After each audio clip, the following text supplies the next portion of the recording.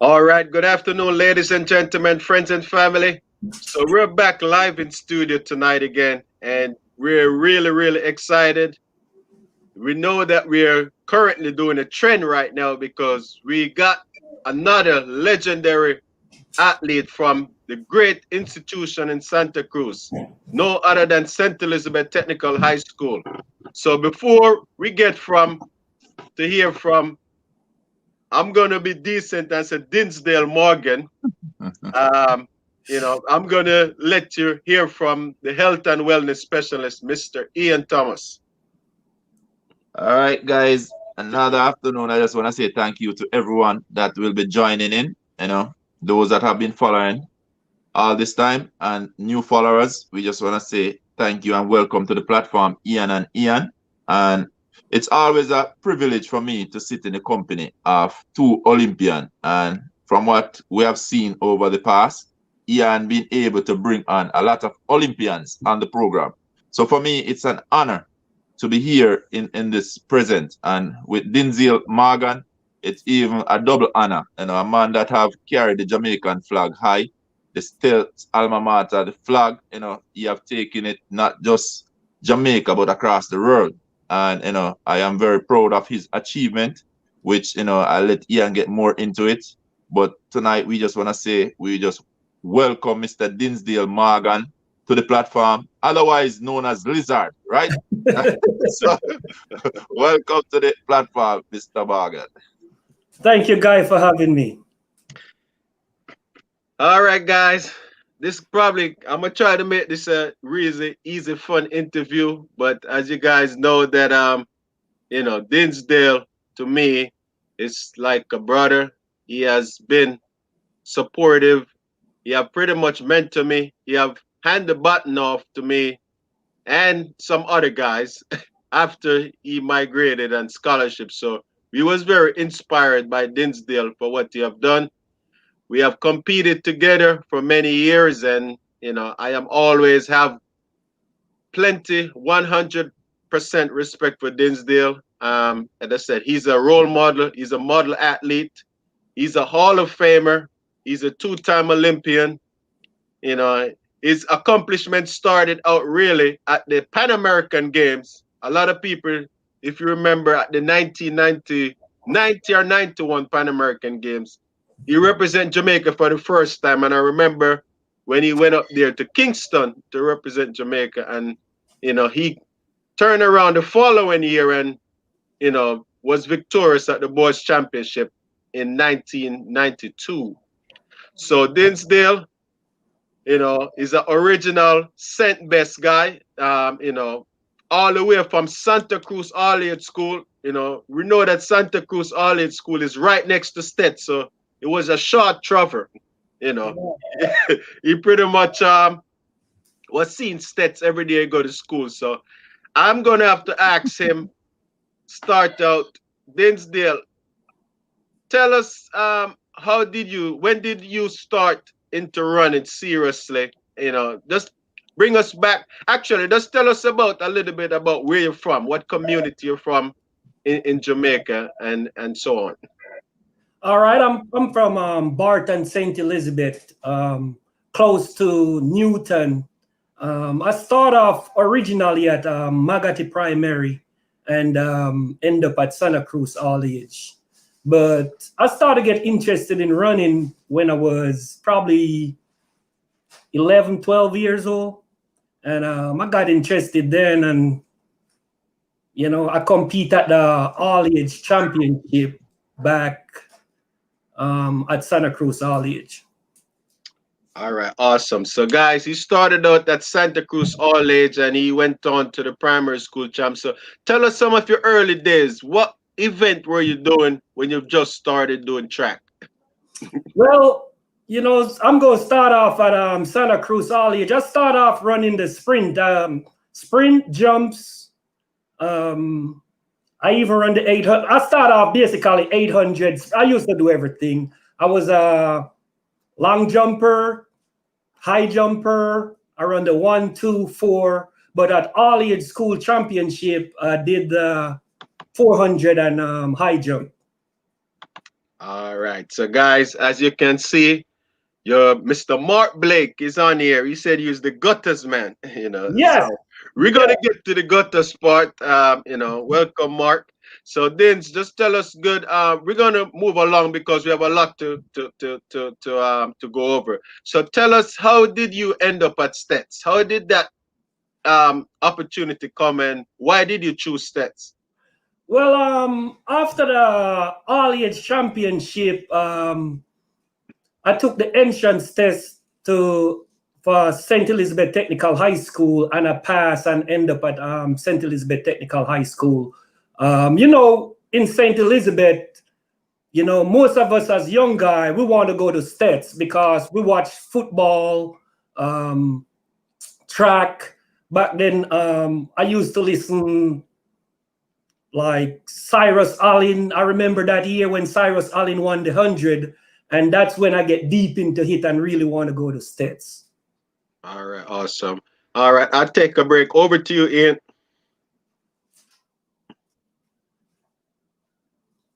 You're muted, Ian.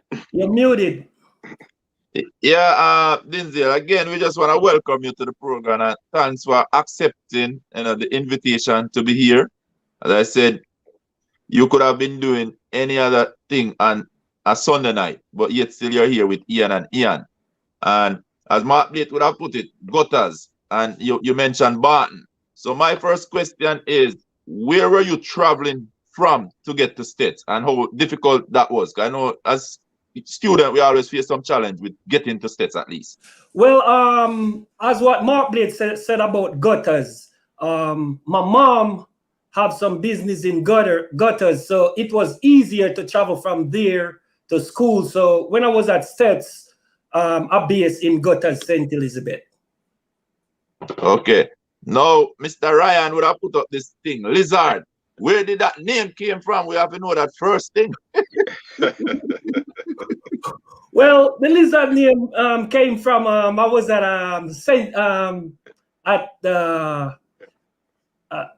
I think it started at Santa Cruz All-Age. I remember that. I have a friend, and I used to call him Frogman. And I call him Frogman all the time, so he just switched it up and started calling me Lizard, and that name stick. It never went away. All right. So, all right. Now that you mentioned Santa All-Age, I always try to take it way back first. I want you to just mention, probably 2 or 3 of the teachers that would have been influential early, because we know that you did well also academically, and we want that to stand out, that you're not just an athlete, but academically you have also achieved well for yourself. So just take us back to Santa All-Age, some of the teachers and probably your coach who have mentored you and influenced you then. Well, Mr. Wint was very influential to me, and Miss Witter. Those two always stand out from Santa Cruz All-Age days. All right. At Santa Cruz All-Age, were you one of the tearaway athlete? Like, back in the days, I used to run with Macri, and everywhere I go, it would be Macri. But, you were earlier days. I was Lizard at Santa All-Age. Were you one of the top athletes? I want to say yes, because at Santa Cruz All-Age, when I was running, it's as soon as I get on the track, it's all Lizard. I don't think 50% of the students at Santa Cruz All-Age know my real name, but everybody there know me as Lizard. All right. So it all started from Santa All-Age. The name was made for you right then and there. But are you wrong with your call man Frogman doing? So anyway, I'm the one started up. Yep. So anyway, turn it right back over to Ian. All right, man. Thanks. So Dins, we're gonna just get guys. It's another name I go by called Dins. So that's just a short name for Dinsdale. So you guys hear me say Dins. That's another name that we have. So this is the broad name. Anyway, so Dins, let's talk about your early years at Steths. I know when you get into Steths, you obviously was a younger athlete. So just tell us a little bit about what event were you focusing on when you get to Steths, and what did you accomplish, in your earlier years, class 2s and so on? Well, in class 2, I was focusing on the 800 meter, 1500 meter. At champs, I remember at champs I finished fourth in the 1500 and third in the 800. I remember Christopher Gallimore from Calabar, he won that race. But I went back and watched the race even a couple days ago, and from the race begin, the commentator was all Dinsdale Morgan from Steths, and I fell short at the end and finished third. I remember the guy from William Nib finished second, but Christopher Gallimore was the winner. All right, awesome. So, guys, we just give you a little snapshot of what Dinsdale have started out. He was an 800 and 1500 meter runner. So, I'll tell you guys, some of the younger viewers might be watching right now, and they might be doing a different event, and we're gonna hear what was the difference and what was the reason for Dinsdale to switch over to the hurdles. So, so just tell us a little bit about. Everybody knowing you now, you have made a legacy in the 400 meter hurdle. You have, I've become a national boys championship winner, and I've represented Jamaica for 10, 15 years, internationally. So tell us, how did you got introduced to the 400 meter hurdle, and, what was your first thoughts about you trying to do this event? Well, I start off with the hurdle. I was at the school training, and I saw Yadburn Sims was doing some drills. I think it was Yadburn Sims' final year at Steths. And if you remember, I don't know if you remember Conry Burke. Yeah. And Conry should be on here. They was doing like some trail leg drills, and I walk over there and I ask Yadburn Sims to show me, and he started showing me, and he, I started to follow through, and Conry Burke started to say, "Hey, you're doing good, and and from there, every time I see Yadburn doing the drills, I go over there and try to join in until I think my second year at class 1, Coach Ollivierre told me to try it. All right, guys. So, guys, this Dinsdale was just fall in love with the herders, just by watching a teammate. As you guys know, Steths have produced a lot of hurdlers. I think, in my view, a lot of our athletes have at some point tried the herders because of the success we have got in the event from Winthrop Graham. There was Cardell Simmet right after. And I know that I remember seeing Pang training for the herders. I have a story about that. Well, go ahead and share it now. Well, I'm jump ahead, but I remember the first time I ran the hurdles. It was the first field event meet. It was me, Delroy Pang, and O'Neill Duncan. Coach Ollivierre entered the three of us in the 400 hurdle. That's when they have that field event meet. The only track event they have was the hurdles. And I remember they have the heats and finals. And that morning we went up and I remember I run 56.5, barely make it in the finals. And I think all three of us make the final. Pang make the finals and O'Neill Duncan make the finals also. And we went out for the finals and I went from 56 seconds, and I run 53 in the finals. End up finish second in that meet. And it was Ollivierre turn over the hurdle to me from then. All right. Well, we're so happy that you did the hurdles because because of the success that you guys have done, I was able to jump on the bandwagon and try to one thing anybody know about Coach Ollivierre, he always looking up for the next person coming up, while the other person going out, and he always tell us, look, you need to this is the next man, and you need to mentor him and give them some advice. So we're so happy for we want to give a shout out to Delroy Pang, Yadburn Sims, Conry Burks, and Gary Samuel, the captain, Ryan Simpson, my captain too, and Dennis Blake. And Dennis Blake, yep. Dennis Desmond Blake. Yep.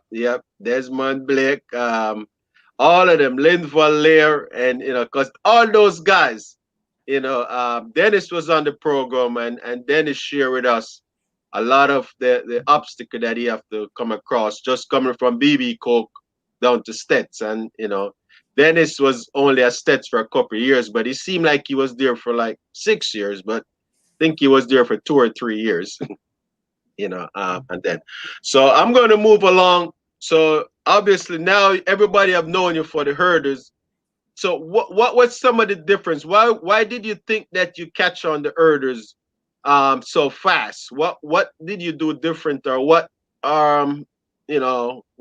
is the difference for you to because not anybody could catch on the hurdles, because if you haven't been doing the hurdles since class 3, class 2, you started pretty much class 1, and you improved very fast to win the championship at Boys Champ.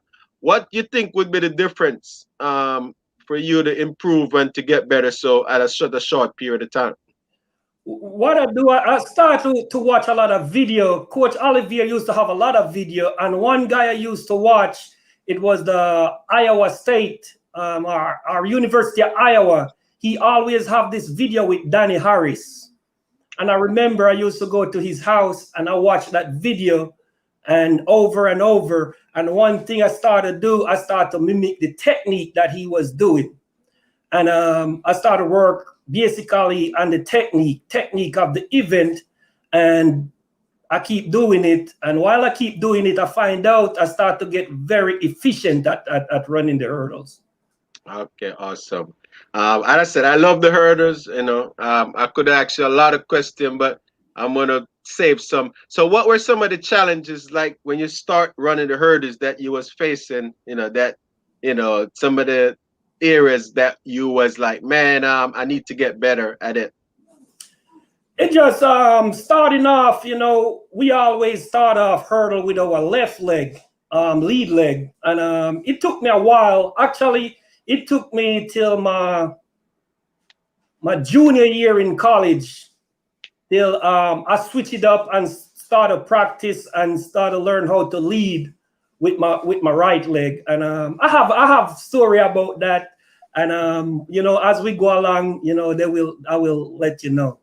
All right. So obviously during your time at Steths, I know you have been to the Penn Relays. And I said you represent Jamaica at the Pan American. Just bring us back, and tell us about your Penn Relay experience. How was that, in terms of, running on a relay team? I know that I probably ran in a relay team with you, but I know you probably been to the Penn Relays many times. So how was your Penn Relay experience? With Penn Relay, I'm going to tell you, I went there one time. And the first year I went there, you were there with us. The same year when you all won the distance medley with Jeremy and Mitchell. Yeah. That night, Coach Ollivierre at Penn Relay, Coach Ollivierre came to me and he asked me if I want to run the 400 leg and the distance medley. And he started to give me some scenario about Ian Wheatley, and he was saying, all right, Ian only here to run the hurdles with you and run the 4x4, but I want to give him a shot to run the the 400 leg and the distance medley. And he was like, well, I think you're going to win the hurdles tomorrow morning. So I'm going to let Ian run and let he try to get a medal tonight, because he was so confident in me. I'm going to win the 400 hurdle that morning. And it ended up, I finished second in the 400 hurdles at Penn Relay that year. All right. Well, I am happy to hear the how I end up first Penn Relay watch. I know Coach Ollivierre, so I am confident that he always looking about for the team overall in general. He figure out ways to make sure that we have many participants that carry the games, for the trials. So I know Coach strategy in terms of making sure that everybody is happy. So I am pretty sure. I don't remember how I did in the hurdles, but you being the favorite going in. I remember one of the difficulties that we have, and I don't know if during your time that we get to the track a little bit late. Yes. And it was just sometime we're traveling from a university called Cheney University, and it's the first event in the morning, and I know that 1 year Coach literally went on the track, to delay the race, so we was getting a little time to warm up. That's the type of coach that we have. He would go to the grave for us. Yes. When it comes down to his athletes. So want to give a shout out to Coach. Yes, sir. All right. So yep. So I gonna say that obviously you come on to win many more medals and championships. So I am sure that the Penn Relays, I didn't know if you got a chance to compete in the Penn Relays in college. No, okay. So no, what happened at Penn Relay always end up with Drake Relay. So we always go to Drake instead of Penn Relay. Okay. But just to give you, a heads up, my senior year in college, they called me the triple threat, because I end up that year won the Texas Relay, the KU Relay, and I end up won Drake Relay that same year. All right. I won the major college championship, relay championship that year. All right. Well, this is one of your buddy on the screen right here, Kenny McDonald. He loves you to death. That's my best friend. That's my heart right there. So you guys went to college together? Yes. Okay. All right. Well, he's a big time coach right now. He's doing real good in the coaching. Coach Kenny McDonald. Let me pronounce here. McDaniel. So yeah. All right. So I'm going to ask you another question about the champs. So bring us back to the 1992 boys champs. Now I know that at the time, where did you believe that you would have come out victorious? How confident were you going into the boys champs? Well, if you remember boys champs 1992, I lost one event, and it was the first life relay. I remember the kid from JC beat me at the first life relay. That's the only event I lost that year. But when it came down to champs, they ranked me to finish fourth. I remember that year they even ranked you to beat me. They ranked you to finish third. I remember the rank, I think it was Edward Clark, Christopher Gallimore, Ian Wheatley, and Dinsdale Morgan. I remember that year, but if you remember that year, I lost the event one time to Edward Clark from Saint where he was from Edward Clark from JC. Jamaica College. I remember that. And they ranked me to finish fourth, but I was confident that I could do well, and I was confident I could win the race. And I remember when Coach enter me in champs. He entered me for the 400 and the 400 hurdles. But at a point at champs, I run the heats in the 400 and I run the heats in the 400 hurdles. And I remember the morning for I think it was the semifinals, Coach Ollivierre came to me and he was like, hey, what you want to do? You want to score, I don't remember, it was 10 points or 7, whatever it was.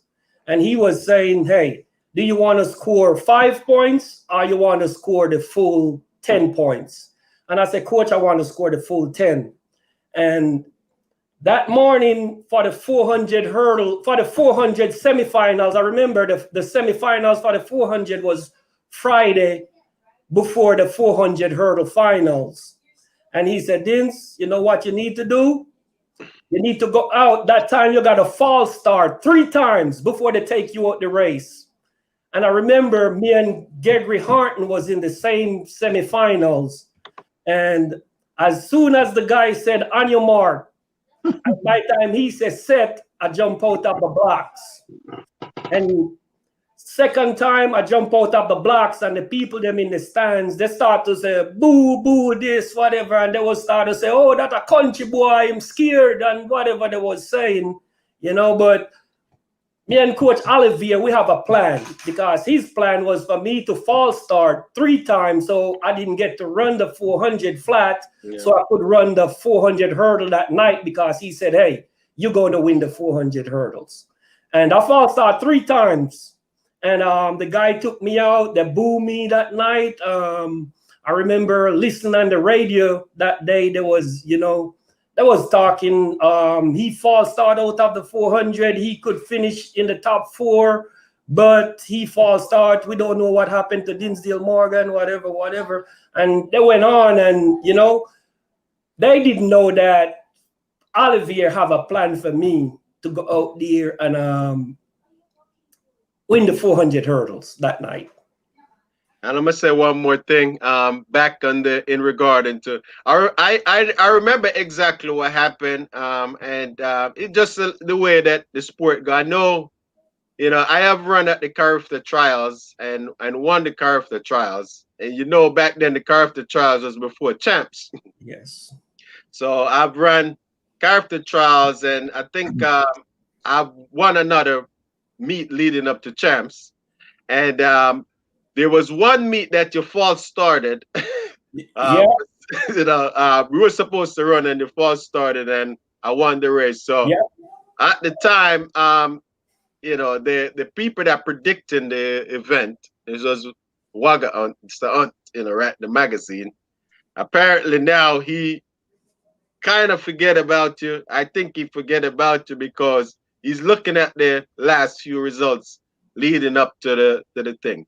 But yeah, but we know how the books go. You know, I at no point I was scared. You know, you know, I would just trying to, you know, to run, and I don't know what would have happened. You know, I just, you know, was scared to death. You know, just was, you know, getting a chance, and I think because I was scared, you know, I think that's why I hit the hurdle and fell down.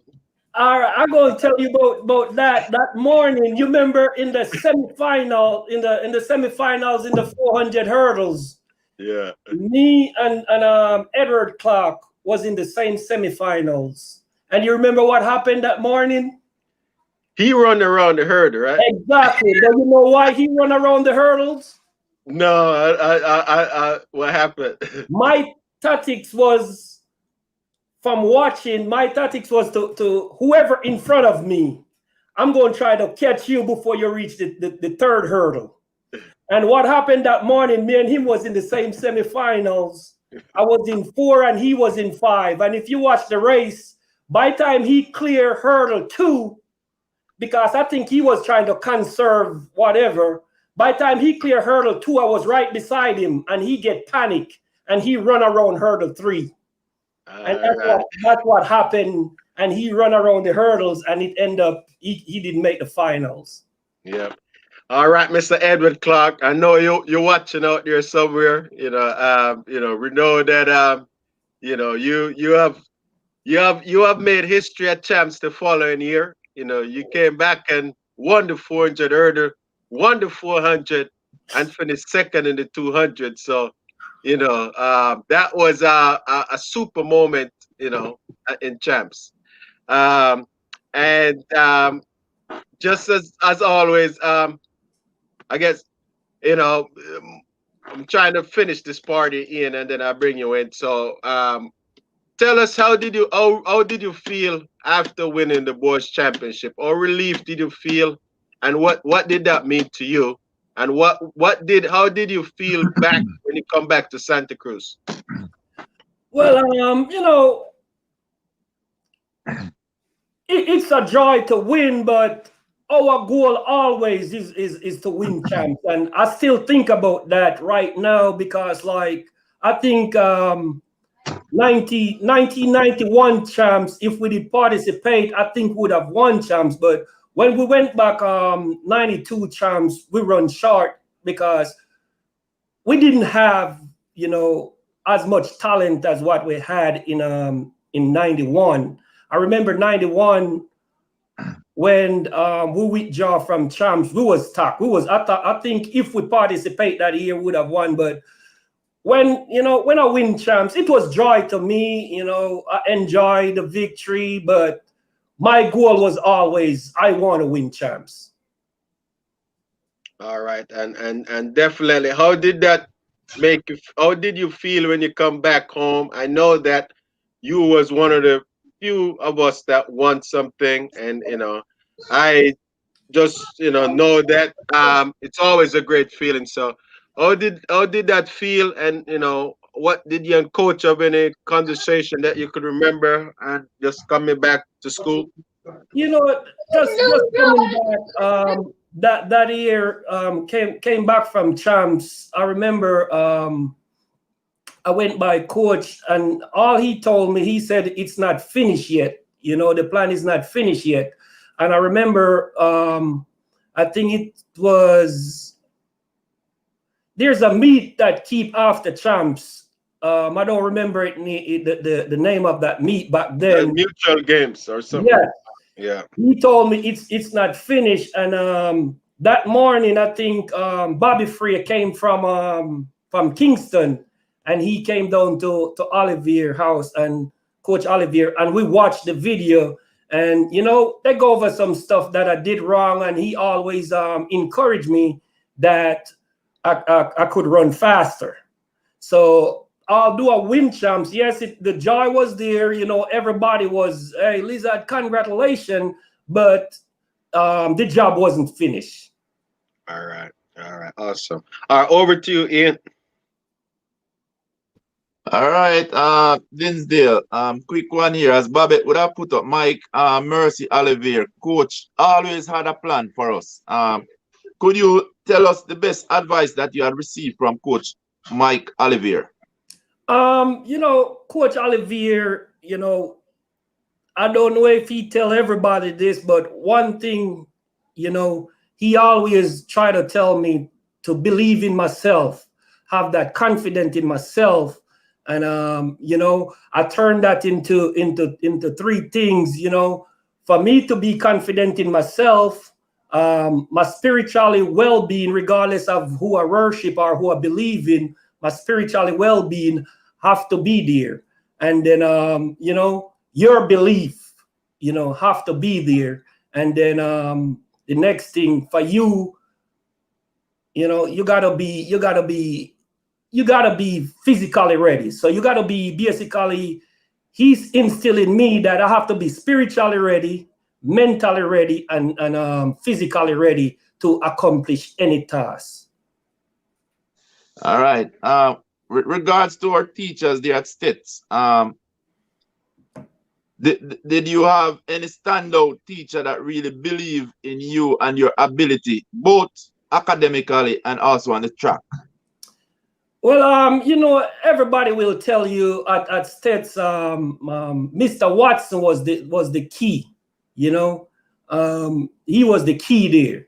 But the standout teacher at Steths, where, you know, up to today, she's a big influence in my life, is Miss Samuda in 9th grade. Tell us something that you remember that stand out about Miss Samuda. I know all of us have different experience with her, you know, as a strong woman there at Steths. You know, she always, you know, she always encouraged me, you know, in my academic ability. I wasn't the brightest guy in class. I wasn't the, you know, but I still wasn't the dumbest guy in class. But she always encouraged me about my academic ability. She really didn't. Yes, I know she didn't really care about track. She was care more about my academic than track. All right, nice. All right, so much with the track. Was there any other sports that, you know, if you didn't do tracks, that you probably would have picked up? Or you? Well, you know, back at home, we love football, and you know, I believe if I didn't do track, I probably would play football. Okay, thank you.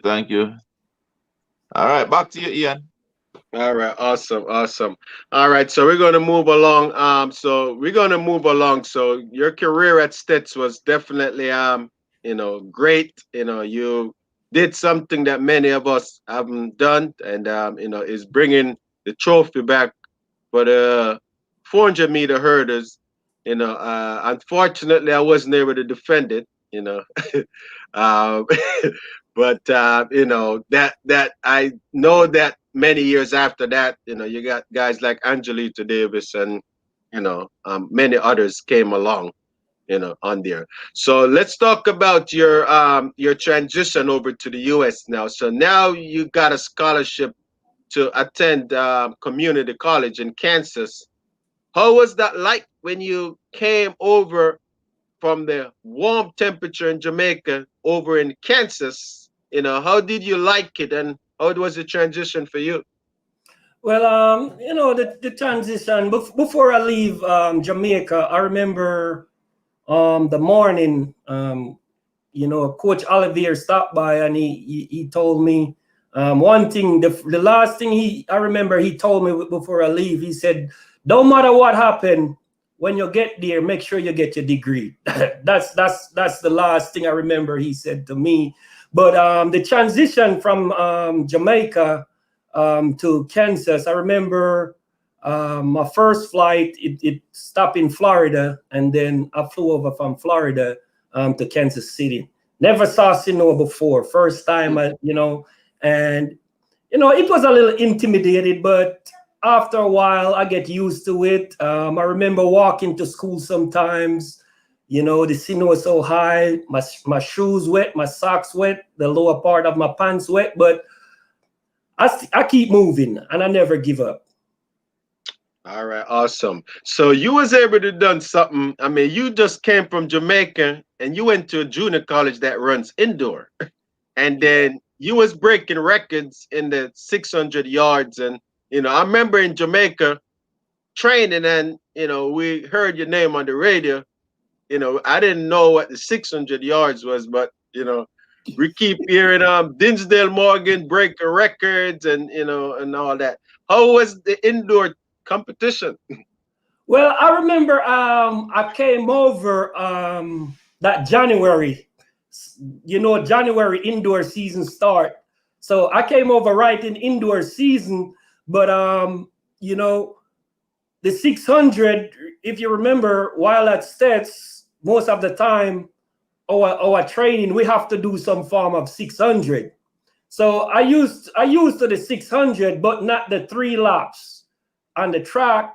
So, you know, my focus is run the 600 like how I used to run the 800. So what I normally do indoor, I normally try to get to the break point and just sit there and run with the guys. And that's how I start off with that transition. And I found out just running with those guys, stick to the pace.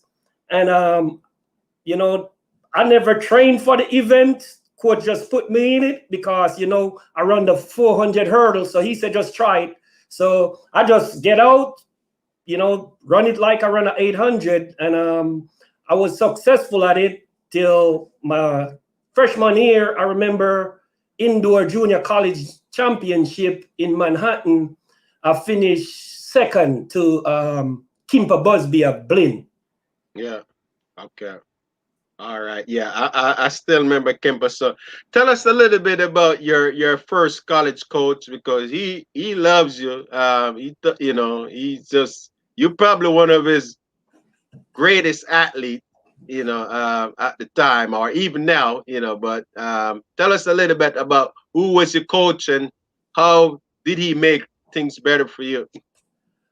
I remember the first time I met Coach Lester. He picked me up at the airport and I was walking, and I don't know how this guy know it was me. He walked up straight to me and said, Dinsdale. And I was like, I don't know this guy, But Coach Lester, he took me underneath his wings, and he showed me all the ins and outs, and I was like a son to him, and up to today, if anything, Coach Lester will call me, or if anything, I will call Coach Lester, and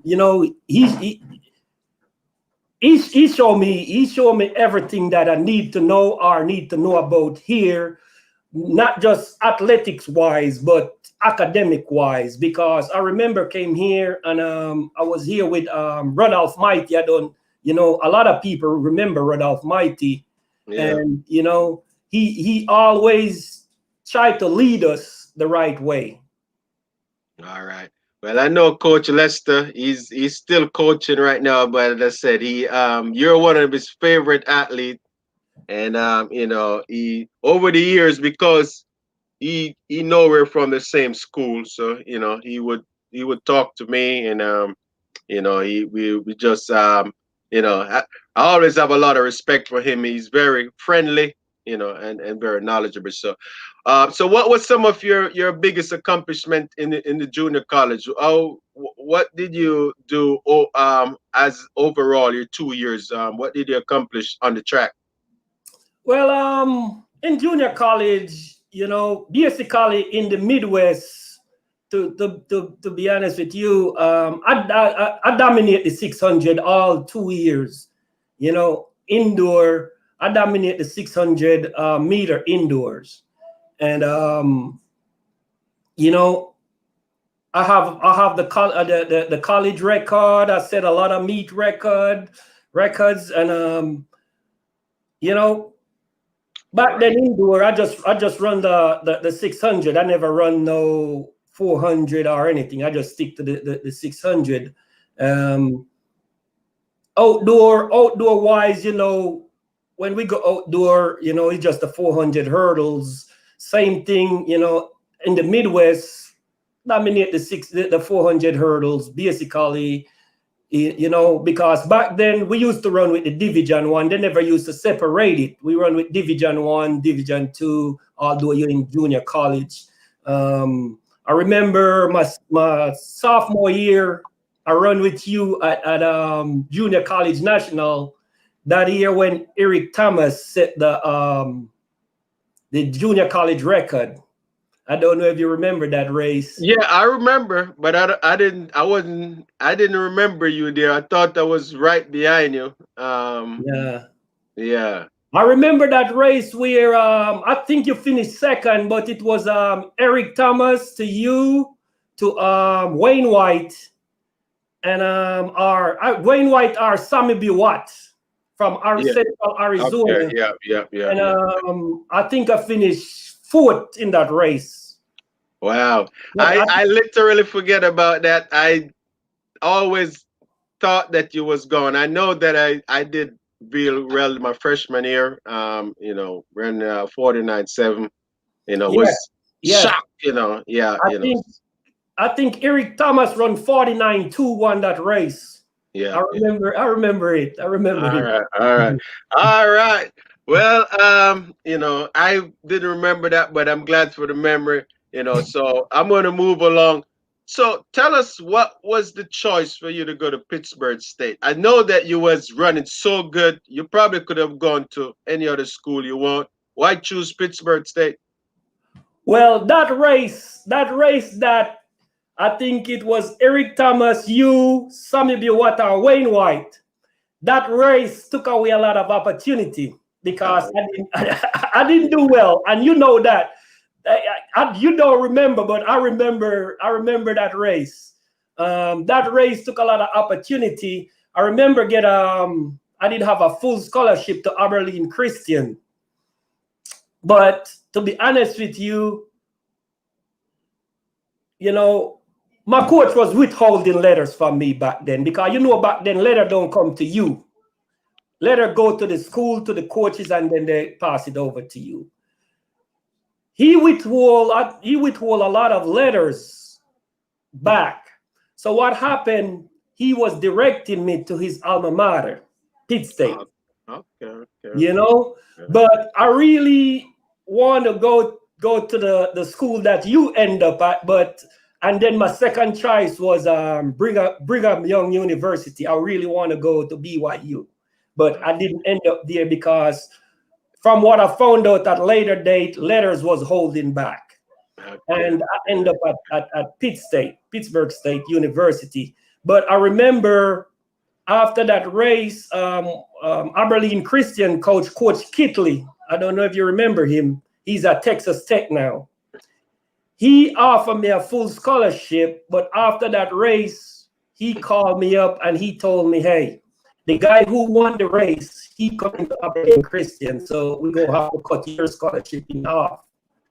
And he cut my scholarship, so that's how I end up at Pittsburgh State. But after that year, when he cut the scholarship, I end up at Pitt State. Then Eric Thomas end up at Ollivierre Christian. At the indoor nationals, now, at Division II, they don't have the 600 yards no more. They have the 400. So now I'm a 400-meter guy. I remember in Indianapolis that back then they used to have the Division I in the evening, Division II in the morning. I don't know if you remember that, because I remember. I used to watch you all after we finished, and I used to watch you all run. And I remember in the semifinals during the 400-meter, it was the winner plus 2. I remember I beat Eric Thomas in the 400 in Indianapolis and made the final, and Eric Thomas did make the final. And I remember him and Coach Kitley get into it. And up to today, anytime Coach Kitley see me, and he saw me at couple championship, he always come and apologize to me. He said, Dinsdale, I'm sorry, I didn't take you. And one thing he always tell me, he said, you know what? I didn't took you, but I took Eric Thomas, and Eric Thomas came over. He gave me one good year, but he left. He didn't finish. And he said, I know if I took you, you would have finished with me. Yeah. Wow. Ian, I'm learning some things right now. When I write my book, I'm gonna have to definitely get Dinsdale, because he has a better memory than me. Ollivierre always called me up every time we spoke or message each other. He said, man, you need to write a book, but I will get to it one day too, Ian.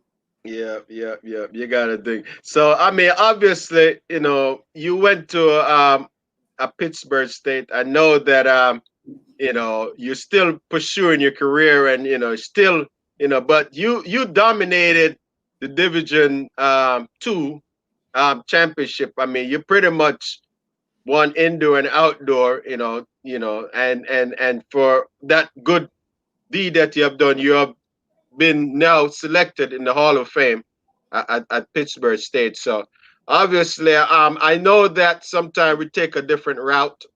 Things kind of change. I am very surprised. I did not know that your place at the time have affect your scholarship ability, going going to the school, a school, you know, a different school, because but I could see where you're coming from in terms of, you know, I still have got one more year in college, so you know, really, obviously, most of the guys, me and Wayne White, were still there, but it was just you and Eric at the time, you know. But any coach, you know, I'm pretty sure Coach Banks would have definitely want you. So, you know, but you know, you still you know, accomplished so much that we're going to talk about some of your accomplishment while you was at Pittsburgh State. As I said, you won the Division II championship, and you was voted in the Hall of Fame. I believe it was this year, for that. So just tell us how that make you feel. What did you study at Pittsburgh, and you know, how did you feel being probably the school record holder and one of the all-time great athletes from Pittsburgh State? Well, you know, going down to Pittsburgh State, we have to bring our ability with academic, regardless of which college you transfer from, you know. But what happened at Pitt State, you know, it was just a part of my tradition or my life. You see what I mean? I was not the one that's supposed to go to a Division I or, you know, go to this school, but I end up at Pittsburgh State, but I never regret it. I enjoy my time there. I enjoy my stay there. I still communicate with the coaches there. I still communicate with people there. But, you know, just hard work there get me where I'm at, where I got to in college, because when there, you know, they have a lot of talent. We have a lot of talent, because I remember my freshman year, we took 6 guys to nationals, and I think one guy false start in the 60 finals in Indianapolis, but we brought 6 guys basically, and we finished 3rd overall. I remember with 6 guys, we on the podium, and Aberlin Christian, St. Aug, and then us. Then I don't remember the team that finished 4th, because they brought 4 teams on the stands, and I remember it was 6 guys versus like 20 guys on the right, 20 guys on the left. But you know, we always participate and compete strong from Pitt State. He Coach Stewart, he have a great program down there. You know, it don't matter if you're from a big school or a small school. I look at it, well, you know, if you put in the work and you have the mindset to work, you will be successful in that program. All right, guys. So I'm gonna put you back over to Ian, and we're gonna talk about some professional running when we get back. All right, Dinsdale, quick question for you. Coming out of high school and transitioning into America, into the college system, what were some of the difficulties or challenges you had to overcome? Well, basically, you know, our language is a little different back home. I look at it back home when we speak. Even now, I still have you know, it's still a part of me. It's still instilled in me. When we speak, most of the time we left off the ending of word. And, you know, that was a big challenge to me here, because I'm speaking to people and they'll be like, what you saying? And I'm saying to them like, hey, I'm saying the same thing. I understand you. Why you can understand me? So that was what the language basically was a big difference to me. Okay, and next thing, now you come onto the American scene. I hear you talk where, you know, you probably did not do as well as you wanted to do in probably a particular race. But could you take us back to your worst race, and what did you learn from that particular race? Because I know All our right, best I come after remember the worst a sometimes. race where I'm going back to indoor junior college.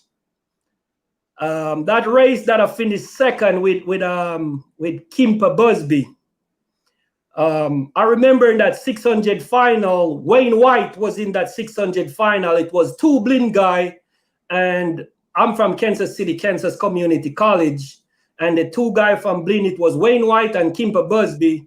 And I remember in that race, and go back, if Ian, you remember, back then, Coach Lester went down to blind because he left KCK, went down to blind. And, you know, I was kind of upset he didn't bring me with him, but, you know, I appreciate him. He never left me out. He never leave me out. And, you know, but in that race, Coach Lester, and after the race, he told me about it. He set up the race for Wayne White to cut me off. So every time I run up in the race, Wayne White come in and cut me off. Every time I go up to position myself, Wayne White, you know, come up and cut me off.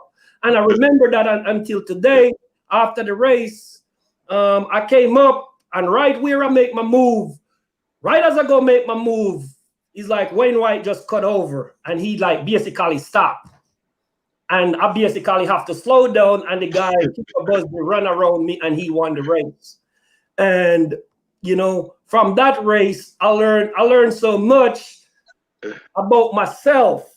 You know, instead of wait on somebody to make a move, just make a move and control the race. And since that, every time I run the 400, the 600 yards or the 600 meter, I always go out and control the race from start to finish. Good. All right. So during all your athletic performance, you know, we know it's hard work. It takes a lot of work to really get to peak performance. But what I really want to know is what motivates you to get out to that track and do the training, the work part of it. You know, in sports, I love track, you know, and for the love of the sports, that's the biggest part that used to motivate me to go out there and compete and do well, because, you know, for the love of the sports, I just love the sports. I can't live, I can't do anything. I just love the sports, and that's what I know I want to do. So that motivates me to go out there and do the work and compete. All right, so good. I realize you had two great coaches back from Mike Ollivierre into college. You talk highly of them. But basically, both coaches, what would you say was the best advice from each of these coaches that would have helped you along your career path? It just start off with Coach Ollivierre, and as what you know, and Wheatley know from Steths, you know, we like a family. You see what I mean? We like a family, and my best advice from Coach Ollivierre, and I say it and I will say it over and over, he always encouraged me to believe in myself. When no one believes in you, if you don't believe in yourself, you're not going to make it. So you got to believe in yourself first, you know, just like what we tell our kids and tell our family, we got to love ourselves before you can love somebody else. All right. Very big advice there. And the overseas advice that keep you running like that, especially the 600. It's basically the same thing. But that's why me and Coach Lester was so close, because him and Coach Ollivierre, you know, they have a lot in common. You see what I mean? If they believe in you and they trust you and they respect you, you know, they will lay everything on the line for you. And that's what I love with Coach Lester. He believed in me, and just like Coach Ollivierre, he will lay it out on the line. He will lay everything out on the line for me. And up to today, I will do the same thing for Coach Ollivierre, and I will do the same thing for Coach Lester. All right, thank you for sharing there. Back to you, Ian. All right. So guys, obviously Dinsdale, he has been focused while he left Jamaica. He wanted to, he did real good in college, graduated, transferred to Pittsburgh State, won 2 division title. So Dins, we're gonna talk about right now we're talking about 1996. So, 1996 was a big year, just going into the Olympics, just looking forward to come down to Jamaica. How did you your thoughts coming into the Jamaican Olympic trials? What did you think your chances were of making the team? Well, if you remember 1996, that was my third year in the senior race. I remember my senior year in high school. I remember Coach Ollivierre put you in the junior section. You remember for World Junior Trials, Yeah. and he put me in the senior section. Okay. And if you remember that race in the senior section, I finished fourth as a high school guy, and come down to 95 after I was in college. I went down for the trials, and I remember that race where Winchup Graham, Mark Thompson, and what's the guy name? He went to Steths. He went to some. That's gonna be Mitchell Francis. If you remember that race 95 for the senior trials, it was Winthrop, Thompson, and Francis. I was the guy who finished fourth, but nobody was really, I was the guy that nobody looking at, where that guy came from. But come up to 1996 for trials, when I came down there, I have confidence, I believe in myself, but I was keeping up what I normally do, Wheatley, and I probably never tell you before. I study my competitor. Okay. I know where you run fast. I know where you're going to break down. And I know, so I normally study. And that year, the three person I was studying Winthrop, you, and Neil Gardner. And I remember in that race, up to today, I still believe we should have finished 1, 2, 3. In that race. If you remember before the race, I told you, hey man, when we was walking over, I told you, hey man, let's go 1, 2, 3 in this race, all Steths guys. And unfortunately, I think you finished fourth in that race where Neil Gardner. Yeah. I have some regrets about that, but that's part of track and field. I know that there was some other personal. I don't think I was ready. I wasn't focused. I really wanted to run, but when I look back on it, the things that I do, saying that I want to go to the Olympics, I don't think that I was ready for it, and that's why I probably mentally I wasn't able to come back and perform good the next day. I ran a very good first round, but the second round, I just thought that I was young and I have plenty more years and things, But it gets harder and harder as the years go on. It's starting to get harder and harder because more people starting to come. But I was very proud. How was that? You actually won the Jamaican Olympic trials, beating Winthrop Graham, someone that we actually saw win a medal in the 1992 Olympics. So how did you feel? Well, as what back then, we look up to that guy. He was our star. Winthrop was our star. When Winthrop came back after 92 Olympics to get his key to the city, I look up to that guy. I respect that guy. I love that guy. And how we are, And I remember in that race when we was going over to the track, I don't remember the name of the guy. I remember in the heats, I run 49.5. And I remember, I can't I don't remember the name of the representative for Jamaica. He came up and he walked beside me and tell me, hey, if you don't run such and such time, if you don't run the qualifying Olympic time, we're not going to carry you to the Olympics. And I just look at him and, I have that impression. I just look at him with a, like, who cares, And I remember going over to the track and I started walk, me and you, like, I think Winchop was in front of us and me and you was right there. And I tell you, say, hey, Wheatley, let's do this. Let's finish 1, 2, 3 in the race. But in that same race, my strategy was to go out for the first 3 hurdles and settle in and run, because I know I have the feeling, and from running, if you remember in the heats, Winthrop Graham was in my heats, if you remember that. And I won the heat, but everybody was saying, oh, that's just the heat. Winthrop was just taking it easy, And that gave me some confidence, to be honest with you, from winning the heats.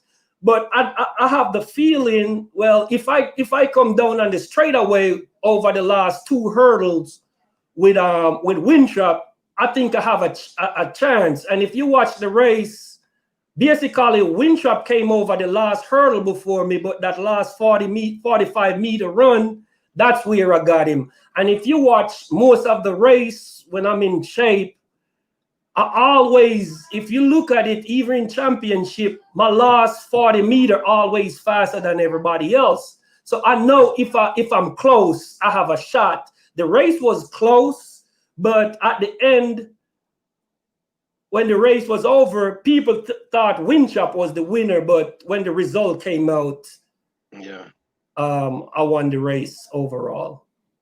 Well, I must say, I didn't make the team, but I was really proud because, as I said, just knowing that 2 Steths guy was going to the Olympics, I really have a good year. Me and Neil Gardner was battling out at the NCAA. We pretty much finished 1-2. Neil was just starting to do the hurdles and really was enjoying it, And, up to this day, Neil hit the last hurdle and he looking for me. He like, Weekly's going to pass me because I was finishing strong at the time, and he typically get out and try to hold on, at the end.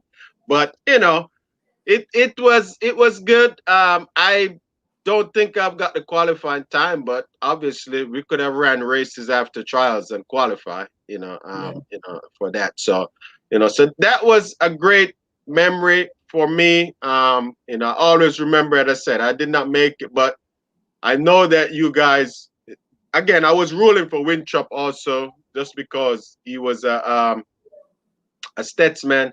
But I'm going to share this with you. I don't know if you know, but I think at some point somebody have contacted me, and they was like, man, you might be going to the Olympics. And I'm like, what?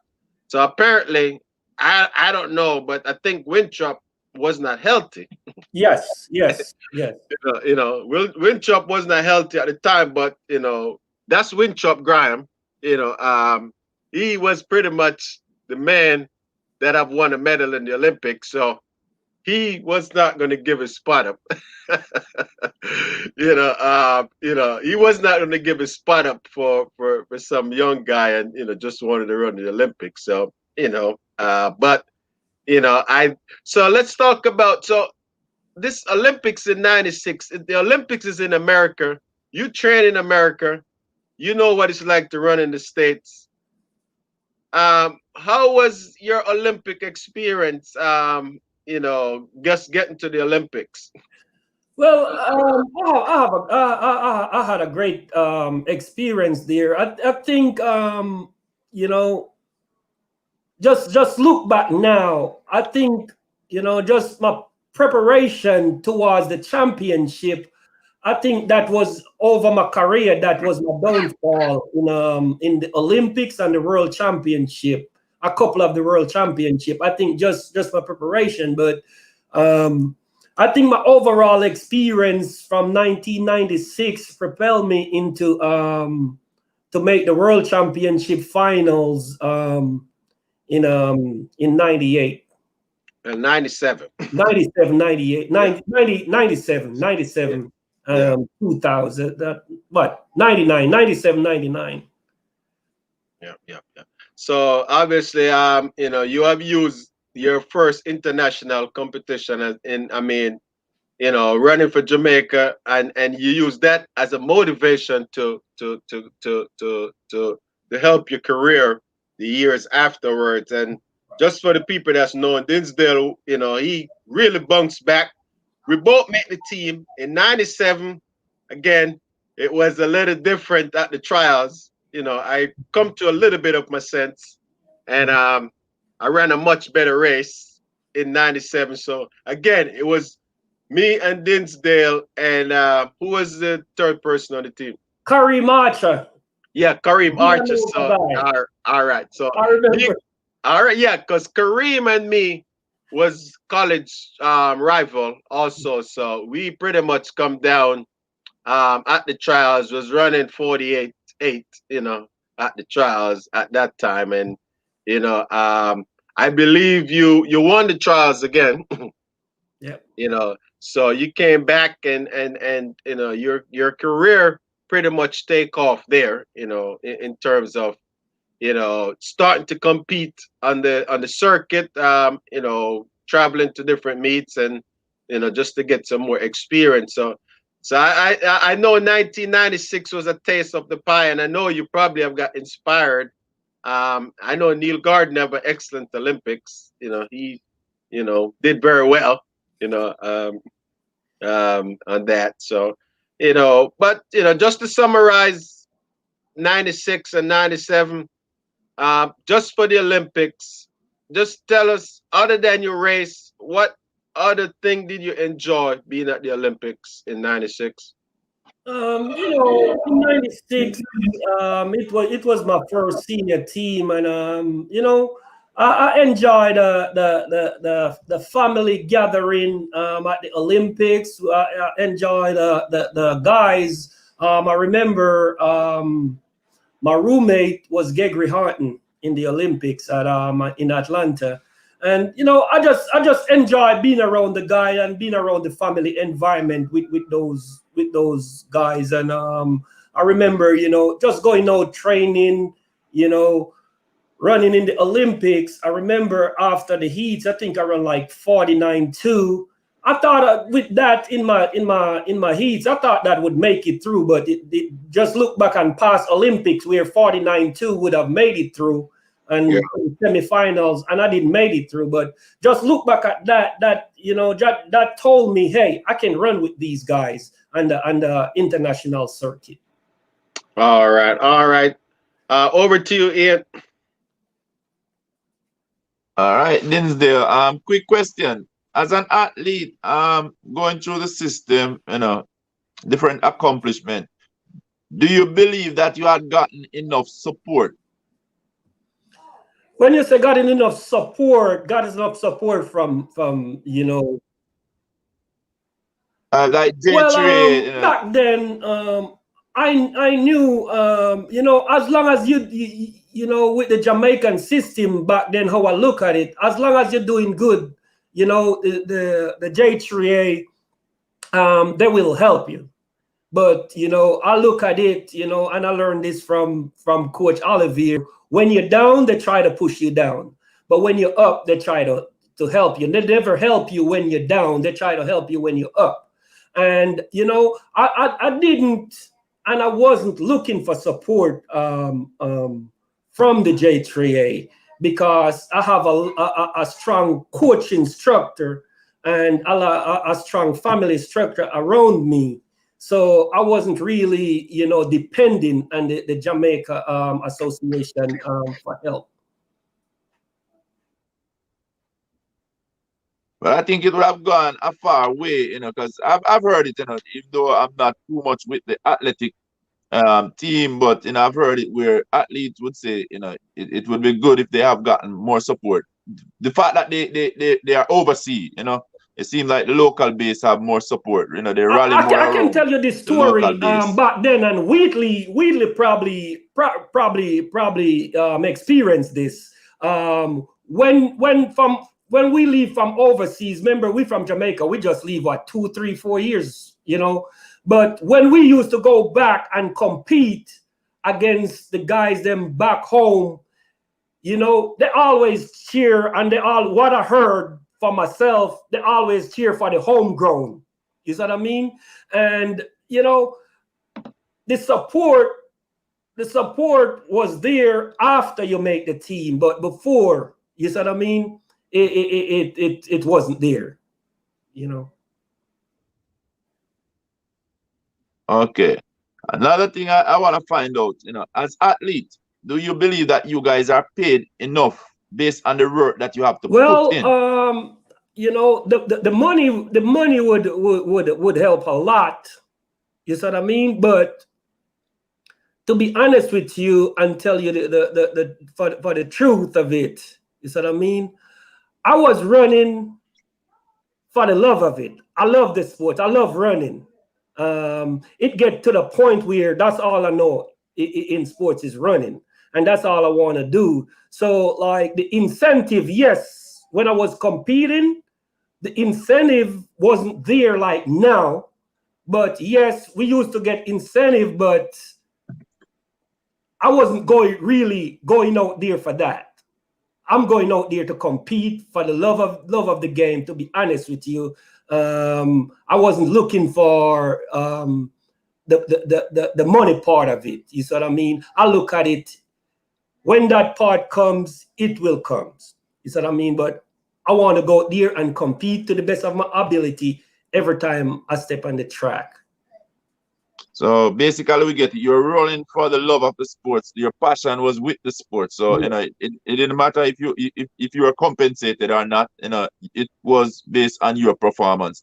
That's where your joy came from. You know, is performing to your best. Yes. Sir. Quick question: could you tell us how did it feel when you're wearing the Jamaican colors? You know, knowing that now you had put in the work, you make it to the Olympic. You know, you made the team and wearing that Jamaican color. You know, from you know your high school days, that's all you wanted to do to make the Jamaican team. We want to wear, whenever I compete back then from high school all the way, I remember I made only one junior team, and I remember the only junior team I made, we didn't get any gears, basically, you know, and I want to wear the colors. I want to represent Jamaica. I want to represent the color, just to wear the color in the Olympics and World Championship. You know, I feel proud. I make my family, friends, Jamaica, you know, I feel proud of that. All right. Next question is basically, how was it received within your community when they realized that, guess what, Dinsdale, Lizard, boy, man, boss, man, met the team? How was that celebration? Well, you know, as what you say, when you're boss back then, you know, growing up, making the team and, you know, compete in the World Championship and all these events and stuff. To be honest with you, I was like the superstar in the small community. You see what I mean? So even now, you know, if you go in the community, I'm like the golden child. Yeah, I get it. You know, you're welcome, man. It's a big accomplishment, you know. And I just want to say that we're proud of you. You know, you make us all proud. And definitely the community it's where it all started, and the happiest people are gonna be the people who were there for you. You know, in Jamaica, like you say, if you're a nappy, you know, those people are gonna be like excited, you know, to know that, guess what, one of their very own is there. Yeah, man. So it just showed that and in your community too, you know, if I can do it, you know, you can do it too. You see what I mean? And it's just to go and compete in the World Championship, Olympics, and back then people, you know, they see you on TV, they hear your name on the radio. all that stuff. It uplifts the community to know one of their own. Their name is calling just on the radio, or they see you on the TV, and those little stuff can uplift a community. Well, since we're on that topic, what would be a bit of advice for those young athletes that is basically putting in the work right now? What would you say to them? Just to believe in yourself, just to believe in yourself. And the three things I always talk about, that's number one. You gotta be spiritually ready. You gotta be mentally ready, and you gotta be physically ready. Whenever you're going out there. And next thing I'll tell the young guys, don't just go out there and run. Learn the technique of your sports. Don't matter whatever sports you're doing. Learn the technique. Know about the sports. Study the sports. When you're going out there, know what you want to accomplish. It don't matter what. I used to compete against Wheatley, Neil Gardner, guys like Wintrap, Graham. All those guys, Samuel Matete, all those international guys. And when I used to go in the race, I don't care what they do. I know what I'm doing. You see what I mean? As long as I got the confidence in myself, know what I'm going to do, I have the most confident that I will do well. But, number one, you got to believe. Believe in yourself. Trust yourself. All right, which one I really want to stick a pin on is mental fitness, mentally ready. How important is this, in terms of athletics? With the mental part, what I try to do, I try to see the race before I compete in it. I know that I'm going to compete tomorrow. I don't know, Wheatley or most athletes probably do the same. I normally put my stuff out the night before. So I know exactly how I'm going to look the day of the race. So I'm mentally ready. It's like I'm running the race before I'm going to bed. I'm running the race in my mind. I know exactly what I'm going to do. My plan, I have a plan, and I go out there. If I execute my plan, I know I will be great. All right, so basically, they gotta get that race in the mind already. So yes. see yourself at the finish line. Yes, sir. Yes, sir. All right, good. Back to you, Ian. All right, awesome. Well, we're covering some real deep history, some real good legacy. As you guys might know, as I said, I competed alongside Dinsdale from 91 all the way down to I know I retire in 2008. We're not going to talk about retirement yet, so let's keep it along. So then we're about to move to the season 1998, and I believe that you was in the prime of your career. So you have pretty much ranked in the top 3 in the world in pretty much all the races. I know that one of the things that, and me and you talk, when we go to meets, we try to get in the top 3. Yes. Because we know that, go ahead. But back then, if you finish in the top 3, you move on to the next one.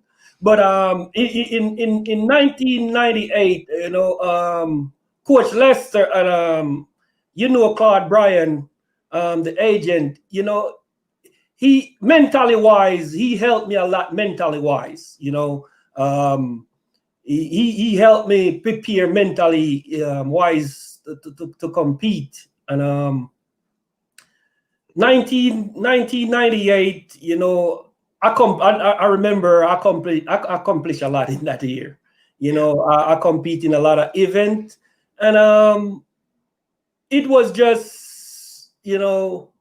my preparation. I remember 98 before we started compete, Claude Bryan took us somewhere up in some mountains up in Italy, and we was basically up there for like 3 months.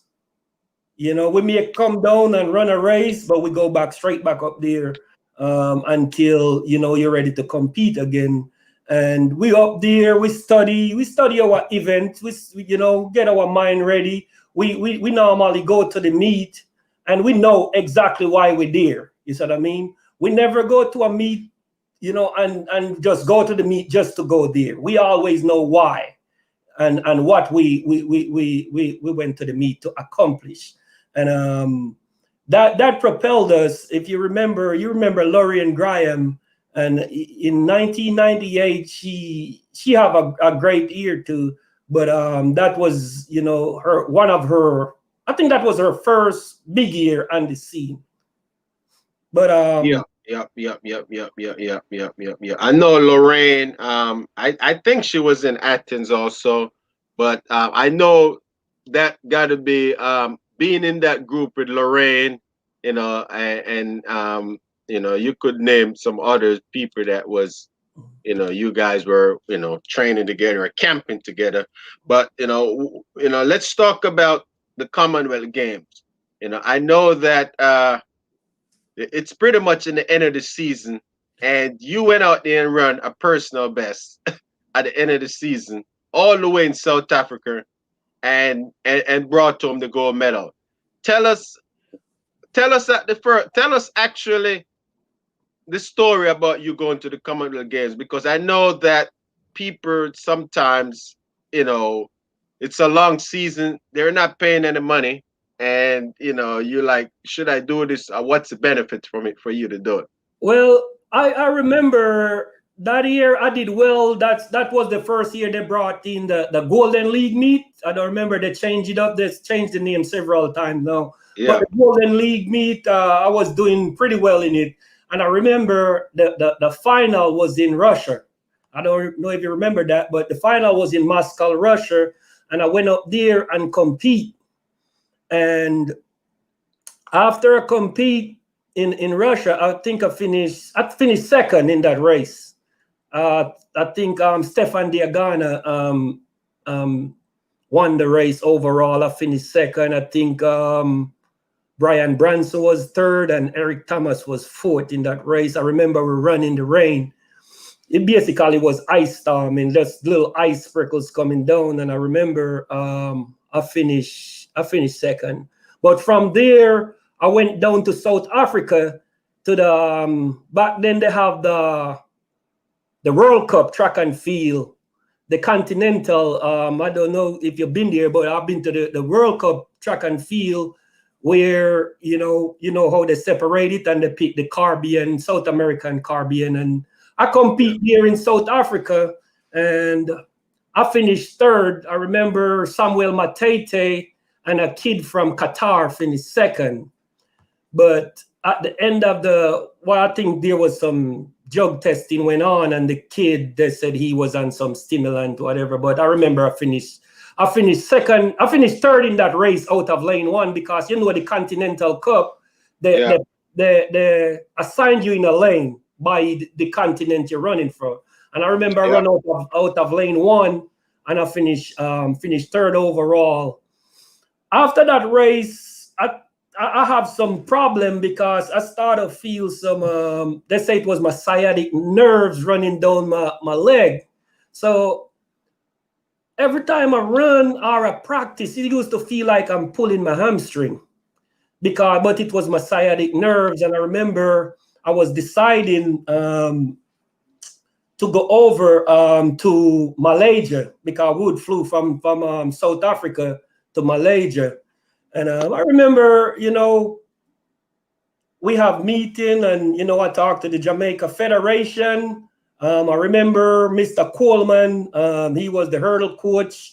He called me, and we spoke about it. And I spoke to Claude Bryan about it. And at the end, I come to the decision and say, what I have to lose, and they booked my ticket from South Africa. We flew over to Malaysia, and I compete in the race. And, it was just going down there, representing Jamaica.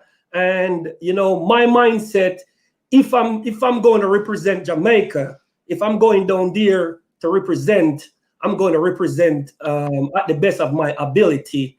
And I went down there, compete. I think I set the Commonwealth record, and I won the gold. That's I spoke to Rhoden Robinson the other day. When he heard you was coming to this program, he was like, "Man, remember running against you," and he was like, "You just explored on the home stretch." I'm not. I think he was second or third in that race. Yeah, he was second. You probably say my memory is nuts, but I remember he was second, and Ken Harden was third. Okay. Yeah, so Ken, he's actually coming on the program next week. He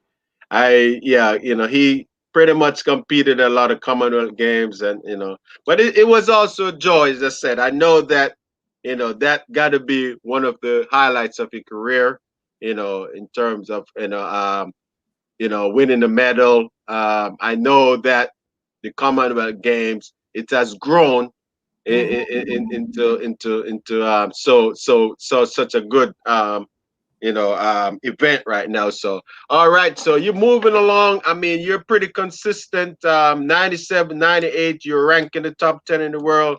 99, now you got back to the World Championship, and you pretty much made the final again in Seville, Spain. But you still wasn't able to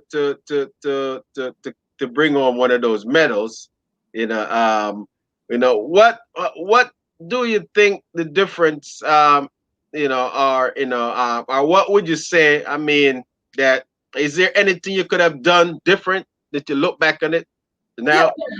Yeah, if you look, if you look back on the sport, and if you look back at your event, I always said the thing that I know now, if I didn't know it then, it would be a big difference. One of the things that when I look back, I just look at the preparation into the event. I think that's what hurt me the most. The preparation into the event. I don't think I was locked in as I need to.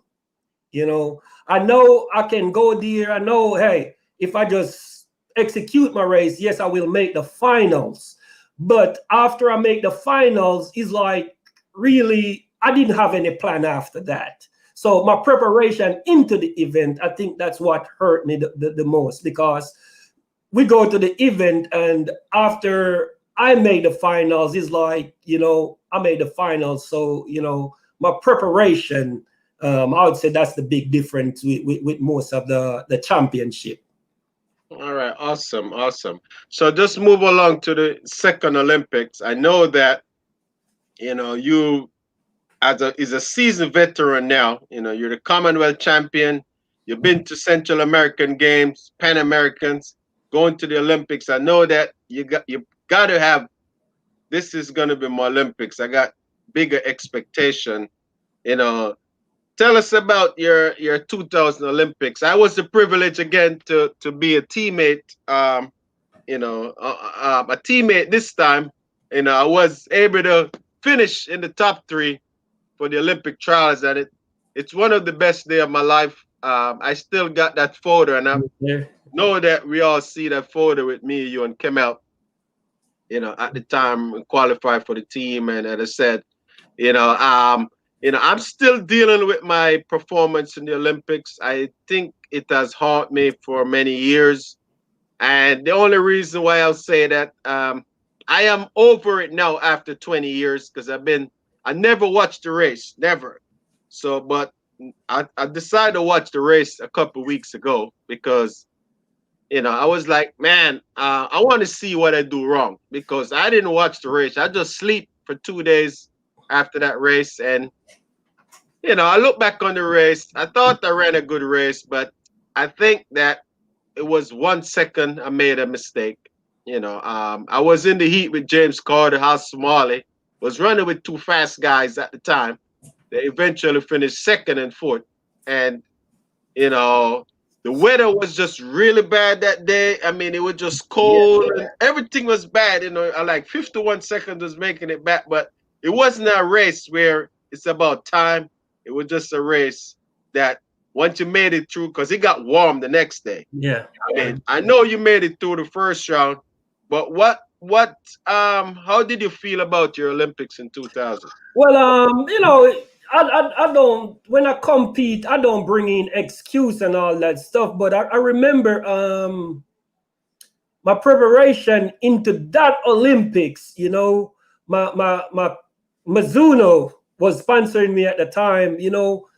I was competing well, I was performing well, and I remember went to Japan, and we went to a training camp in Japan for like almost a month, and I was in great shape, and unfortunate going down to the Olympics, you know, I run into some problem, you know, I run into some foot problem, and even when I stopped run, that was the biggest part why I stopped run. I have a turf toe, and going into the Olympics, I remember run 2 weeks before I went down to Australia, and I run like, just, it wasn't, you know, I think the guy who finished second run like 49.5. I went to a small meet just to run because I was training. I run like 48.56. And, you know, Mizuno, they have high hopes on me, everybody. You know, I remember Obbette Thompson was there with me. He was at the training camp where Mizuno sponsor, and we was there training. And going down there, I run into that turf toe problem. I was in great shape, but one day I will come out and I can run, and pushed off, and the next day is like, I don't know if you ever have a turf toe before. You can't push off, you can't run, and that was one of the biggest thing I run into in the Olympics, because I remember the day you're talking about when it was a little rainy, cold that evening, and I remember in the heats I came out and I run like 49.20 something, and in my heats. And you know, I was feeling good, but the next day in the semifinals, I have a hard time, because after I was warming up, it's like I couldn't have pushed off over the hurdle with my right leg, because my big toe, I have a turf toe in my big toe, and you know, I have a hard time that day. I watched the race over and over. And you know, I don't regret it, you know, because it's a part of the sports. But you know, that was my biggest setback at the 2000 Olympics. All right, guys. So obviously Dinsdale is at his second Olympics. His career is going good. He's, you know, was able to secure a sponsorship from Japanese company Mizuno. You know, he's doing well. I ran a Mizuno uniform a couple times, you know, when I just got out of college, and from George Masonry was a Mizuno school, so we was able to get some of that, you know. But I have switched over to Nike, you know, in 1999, you know, because of my, you know, got with my training base and where I was training, it was, you know, more Nike, you know, so I took advantage of opportunity, and you know, I ran in the uniform. I didn't get a contract until the year 2001, you know, but we're moving to the year 2001 again. You know, we've been on several teams together. That was up in Edmonton for that championship. I can't remember what happened to you in the year 2001. It probably was a down year, or you was injured or something, you know. Was any low points in your career that you want to share with us? Well, in 2001, I went back to the Commonwealth. I really want to defend my championship. Well, that 2002. So after 2000, Commonwealth was 2002. 2001, it was a down year. It was the same thing I was talking about. I don't even you know, I remember I went to trials and run in the heats, and I didn't run in the finals. I have a big problem. I have a turf toe, and it keep bothering me every time. You know, I'm doing good. I'm in good shape. I'm in good condition, mindset great. But that year, I have a foot problem, and it bothered me. And you know, so that was my biggest down year, 2001. Okay, and then 2002, we was again, Ian. We've been in so many teams. we was then again at the Commonwealth Games. So we was up in Manchester. I decided to do the Commonwealth game like the week before. I think I finished second at the trials, and you know I was running overseas and making some money and stuff like that. And you know I said, look, might as well I go. He was up in Manchester in Europe, so I just said, yeah. You know, I'm glad I went. You know, at the time I took it just like it was not as good as I supposed to, but at the same time, I'm glad I went. And you know, you know, but the story is about Dinsdale. So Dinsdale was a defending Commonwealth Games champion. He wanted to defend his striker. I mean, you know, I still feel like his career, you know, from 2000, injuries and stuff now start to affect you. Tell us about your 2000 career and what was the point. You know, how did you feel about not able to defend the Commonwealth title? Well, at Commonwealth, as what I tell you, Wheatley, I was in good shape, good condition, good mindset. But you know, injuries are part of the sports, and sometimes certain injury, you know, it take a while for you to get over. And at the championship, I remember me, you, what was in the finals. I think in the finals I got like lane 3. I think it was in 4, 5, or 6. I don't remember, but I remember Christopher Rollins. You know, it was a big hype on him to win. But I know, you know, if I run to the best of my ability, or you know, if everything was okay, I have the feeling and I know I could defend it. But unfortunate, I didn't, because I remember that race where I went out there and in the finals, where it's like I think we false start once, and it took a while before they start the race again. And I know I have that feeling, and I know because when I push out the blocks after the fall start, you know, I felt, you know, I can't really push.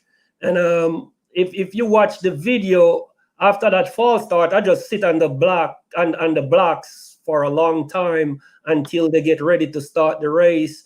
I went out there and I still push, and I still compete the best I could. I remember I think I finished 4th or 5th in that race.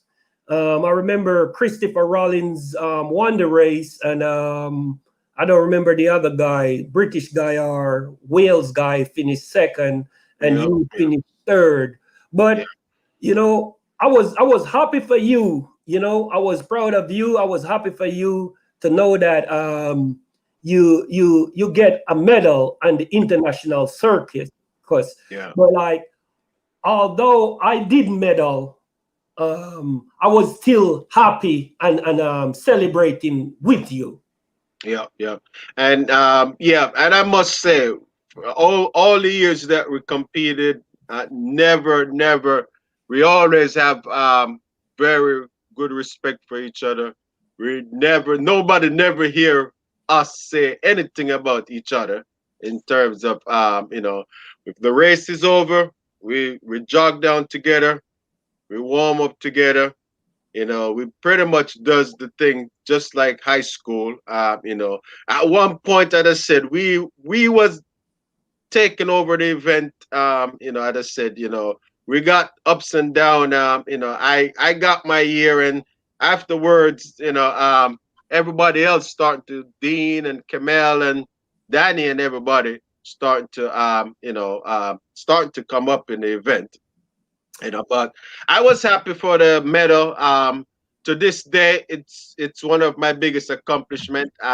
Just you know, at the time, just looking back that year, able to wear the Jamaica uniform and stand in the podium,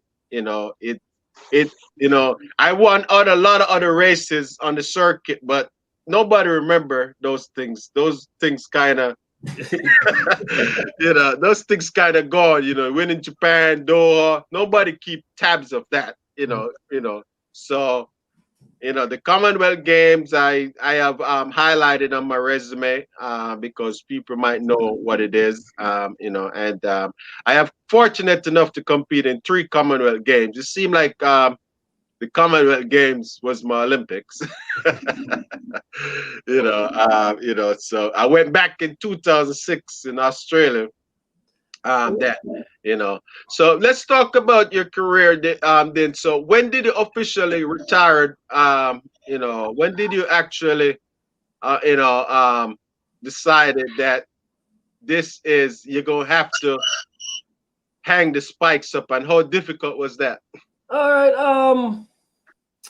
After 2004, 2005 into 2006, I started train, and I was doing great. I was doing good because to compete so long, I know my body. I know what I can do. Or basically, Wheatley, when I go in a race, I know you probably have the same feeling, but I know when I'm ready or if I'm not. I know when I'm ready. I can tell you, hey man, if you beat me this day, you beat me. There's nothing else I can do. And 2006 into 2007, I was doing great. I was doing good in practice. I was doing everything that I need to get done. But every time I get to certain point, it's like that same problem always showed up. I always have problem with, I don't know if anybody ever tell you about this? A lot of people, if you look at it, a lot of people in football retire because of turf toe because they can't push off. But after a while, that was really my main reason for me to hang up the shoe, because I will get in great shape, but I have problem doing what I love. And I was disappointed, but I never regret. I never regret it. Well, I know for everybody it's different, but when you retired, and what was it life like, the following year when track season come around, and you just have to say, man, this there, I'm not doing it anymore. And did you feel like you want to just train for a little bit just to run? I was, to be honest with you, back then, because I know what was going on, I was really comfortable with myself. I still work out, I still do, training, but my mindset back then was like, I can compete to the best of my ability to step out on the track and know that, hey, I'm 100%, because, in many sports weekly, we can go out there just like in cricket or in football, or, as what we call it, they call it here is soccer. We can go out there and compete at 50% or less than 50%. But in track and field, for you to compete to the best of your ability every time, you got to go out there at 100%. That's why I tell some of my athletes in high school right now, I tell them, hey, it's a team sport, but it's really not. Because when you get a lane on the track, it's your lane. Nobody else can come in it. I tell them, if somebody come in that lane, after they assign you to that lane, if somebody come in there, the official go walk in and take that person out. You see what I mean? So it's a team sport, but basically it's an individual sport, because when you're in that lane and you know that you have no help, it's just you, and it's just you alone. All right, awesome. I wanna say Mr. Gregory Blake, he's on here, and he just really saying, man, he had some of the best memories with you, and he's definitely have a lifetime respect. I know that you and Gregory Blake, as I said, have been, at Steths for pretty much your whole years. What would be one of your favorite memories about Gregory German Blake? Well, Gregory Blake, as what, me, Gregory, Simo, Simo, that's Ryan Sims. I know it's Ryan Sims, but a lot of people probably don't know. I don't remember Pazzi. If you remember Pazzi. Yeah, I know Porcelain. Yeah. Pazzi and all those guys. Mark Blake. There's a point in high school where Pazzi and Mark Blake spent a lot of time at my place. I remember one time Mark Blake dad was looking for him. he was there with me, in gutters. Gregory Blake, he was like my right and my left hand guy, because we trained together, we take the same taxi home. I got home, the taxi go to Gutters. He come off at Gutters at my point, and then I used to go to sometime it's night, dark. I used to go to the bus stop and wait. We sit out there, wait for probably hours for him to get a ride home.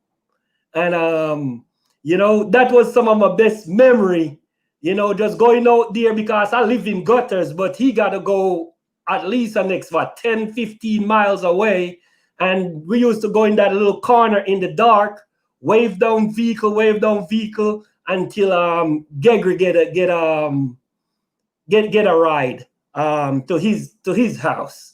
I remember my first time I went down to Jamaica, and I think Gregory's scholarship showed up, and I was at Coach Ollivierre house, and he gave me the letter. And he took it back, and he said, you know what? Go and get Gregory. And I left Coach Ollivierre house and go all the way out in, I think Gregory Blake live out in, heading towards Alligator Pan. I don't remember what that little community name. And I took the bus because that was my, freshman or sophomore in college. I took the bus, go all the way out to his house, and walk up to Gregory's house, get him, and me and him take the bus, take taxi, head back down to Steths, and for Coach Ollivierre to surprise him and hand him his scholarship letter. All right. Well, that's some deep commitment and some love right there. So I see where the love come from, and well, it's genuine love, and a brotherly love, with happen, So I have the privilege of running on many relays. I know we actually ran together at Champs. It was me, you, German, and I think either Duncan or Mark Blake. It wasn't Duncan. I want to elaborate about this kid, man. I think if he did get the opportunity, he would have excelled. I remember at Champs, Duncan, if you remember that the year Duncan won the distance medley. You remember that? He ran 148 or 149 in the 800 leg and the sprint medley. Yeah. Yeah, and it was, if you remember the 4x4, it was Kirk Huffenden, me, Gregory Blake, and you. I don't remember if you remember Kirk. No, I wasn't sure who else was on the team. Kirk Huffenden. But what to finish third, right? We used to call him Bunksy. He used to. Yeah. I think, I always think about that guy. I think if he did get the opportunity, I don't know how much he did love the sports, but he was around the sports, and I think if he did get the opportunity to get a scholarship back then, I think he would have excelled. Yeah.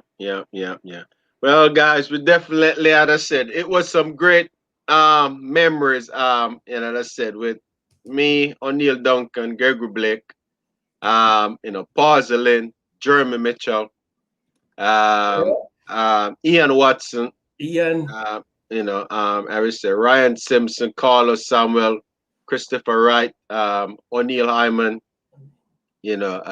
Omar Locke, all them guys. We have some of the greatest time, great memory, camping out, staying at the Stadium East, getting ready for champs, sleeping on cots and doing a lot of things. But we not sure what happened to Kirk. As I said, he was in Jamaica, so we're not sure. I am not in contact with him on Facebook or anywhere. Garfield. I think Garfield, the last time I heard from him, he was in somewhere in Florida. He was pursuing some music thing in Florida. That's the last time I heard from Garfield Baker. Yep, he was in at Bethune Cookman on scholarship. Yes, Liz, Dinsdale and O'Neal, yeah, they were brother-in-law.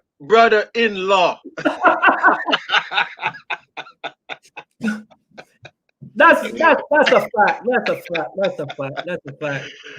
All right, but yeah, these it was so good. I really miss O'Neal Duncan. I really believe that he was very talented. Pretty much he could have done the same thing that we do, or even better, because we always doing on the same path, and it was just a matter of we just kind of progress. We stick with it, and for other reasons, he did not pursue track and field for long, but we know that I know how talented he is from 400 hurdles, 800, was very talented. And coach was one of the guys that even, for strategic reasons, I remember when we go into the World Junior, coach said, look, Ian, I want you to win the hurdles. I'm going to pull Duncan from the hurdles, and I'm going to let Duncan focus on the 800. And Duncan could have easily made the team in the hurdles too, but the type of coach Mike Ollivierre is, he's trying to maximize all the athletes, and we will make sure we're not competing against each other when it comes down to the Jamaica team. He will move some things around, so I always that was like a fatherly advice and life lesson that I've learned from coach Ollivierre. So I'm gonna take hold. You could say something, and then Ian will come on it. No, as Dave Wood just posted. We used to stay by the stadium, by the swimming pool over here, and sleep on cots and stuff like that. And as what Dave, it's true memory. I still remember those days. A lot of people said, yeah, you got photographic memory because you can remember all those stuff, but it instilled in me. I remember that's a part of me, and I would never regret those days. Yeah, Mr. Dave Wood, big up yourself. It was. I remember when it was at champs, we was really Dave Wood and Mark Blake. We want them to get, of course, the 4x1. And the class 2, thing, that was a team that was supposed to win, even with Carlington Duncan, that was a phenomenal team, but so. And if you remember that team too, with Dave Wood, Mark Blake, Carlington Duncan, and a few other guys, I remember that team was the 91 class 3 team, with to be honest with you, I still kind of feel a little bit, not upset, but just a wish we could compete, because that year, 1991, that year would be the first year I would compete in the 400 hurdle at Champs. And then I have it deep down in my heart that, I would do well.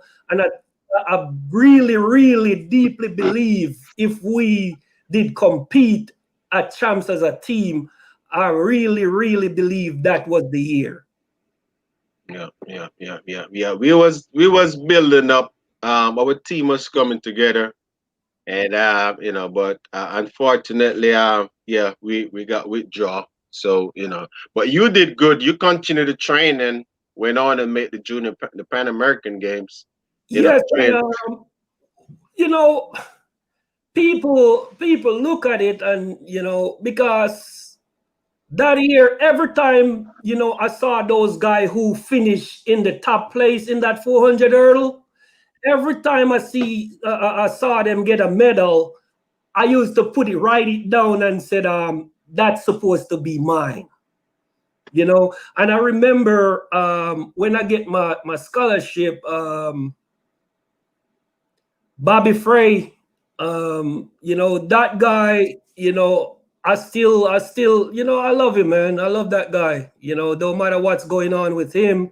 But I remember he used to give me a lot of good advice. I remember every time I run, he normally come up to me and he always point out, hey, you can do this to get better, or you can do this to get faster. But I remember when I was leaving on a scholarship to Kansas City, Kansas Community College, I remember he wrote me a list of 15 athletes in the 400 hurdles that he said, I don't remember, he apologized to me 1996 over the microphone. I don't remember if you remember that. He wrote down like 15 athlete name on a piece of paper in the 400 hurdle that he said I would never beat in the international competition, which is on the senior level, because he knew I was a good 800 meter runner. He said, hey, you need to go back to the 800 meter, and because I know you can be a great one. So he was still believing me, but not in the hurdles, because I remember all the name that he wrote down on the paper, and I took that paper from him and I keep it. And 1996, when I went back to the championship, when I won, I took that same piece of paper out of my shoes and give it to Mr. Frey that night. And he apologized, and man, I'm sorry about that, but I remember that. I will always keep that with me. That paper that he gave me drive me to become one of the best 400 hurdler at that time in Jamaica and in the world. Well, guys, if you didn't know, everybody has a drive and a secret force, something that motivate them. And I would always encourage somebody. I still myself, I got several drives. Some of them, I haven't got a chance to share it, but there's a lot of things that motivate me, even right now, not running track and just running another race, trying to be a good, being better, trying to provide to my family things that I wasn't providing me, just to make their life a little better. And I know that you are super dad, I was able to meet all your kids and, your junior and everybody. And, you have really be a good example of what it takes to be a father and a good role model. So over to you, Ian. Just before that I just want to emphasize, this, like, don't matter, if you're in high school, middle school, or you grown man, sometime big up Trevor Grant, but sometimes we need somebody to challenge us. You see what I mean? Sometimes we need to challenge our kids, And I think that sometime will make a big difference. All right, Dinsdale. Going back, just sitting and listening, and as I see the guys comment and here, really love the brotherlyhood that was at Steths. At least, you guys, there was just like a family. With coach, is like he was able to get a group of guys who came from all over Jamaica. Because I know despite a bunch of the group was St. Elizabeth, but people in from Manchester. I know people from all the way to St. Mary's, all over, coming into Steths, but yet still when they get there, it's like it's one big family. I know Angelito and Gina Roy, those guys, and like what this guy name, man, young guy was in our year, class 3. It was like from Wayne St. Mary's, and yet still when they come, they fit right in, like they gel right into the program. And you guys have managed to maintain the links over the years, that's really a good thing as brotherlyhood. And in that sense, how does that help an athlete when they have that knit of as a team? Yeah, it just as what you say. We look at it. I look at it as a family situation. I know a lot of guys who, I left Steths in 1992, 93. And I know a lot of guys that still call me if they want like Wheatley number. They will call me and say, "Hey, you got Wheatley number? You got?" And I got a lot of guys' number. We just keep the contact and we never leave out each other. You see what I mean? We may not call each other every Christmas or every holiday or every this, but we still got that contact. And it don't matter what's going on. You see what I mean? I just believe. And I have the feeling for the family situation that Coach Ollivierre created at Steths. He was like, the leader. You see what I mean? He guided us. He treated us like all of us was his kids. You see what I mean? And we respect him. We respect him, we love him, and as what I said up front for Coach Ollivierre, I look at him, although I have my father in my life, I look at him as my second father. Yeah, really good bunch of youth. And even when you guys went away, I just want to give a shout out to some of the guys that you guys would have left behind. A man like Gina Roy, Macri. Then you have the Selvin Hewlett and this guy Mark Riley, who came also I think run the 4 and the hurdles also. These guys Nicholas, these younger guys, you guys still had left a mark on these guys who I think every single day they try to live up to the expectation and the standard that you guys would have set there. And I see it in the training. I see it even then on the other side, the ladies, the Bobbette and Peter Gay and those girls, it was just that sisterhood, brotherhood, it was I just an awesome time at Steths. And well, go ahead. Just Mr. Simit and Kanai Senior, although Mr. Simit, Eldemaya Simit was the ladies coach, he was an instrumental part of not just the women program, but with the men's also.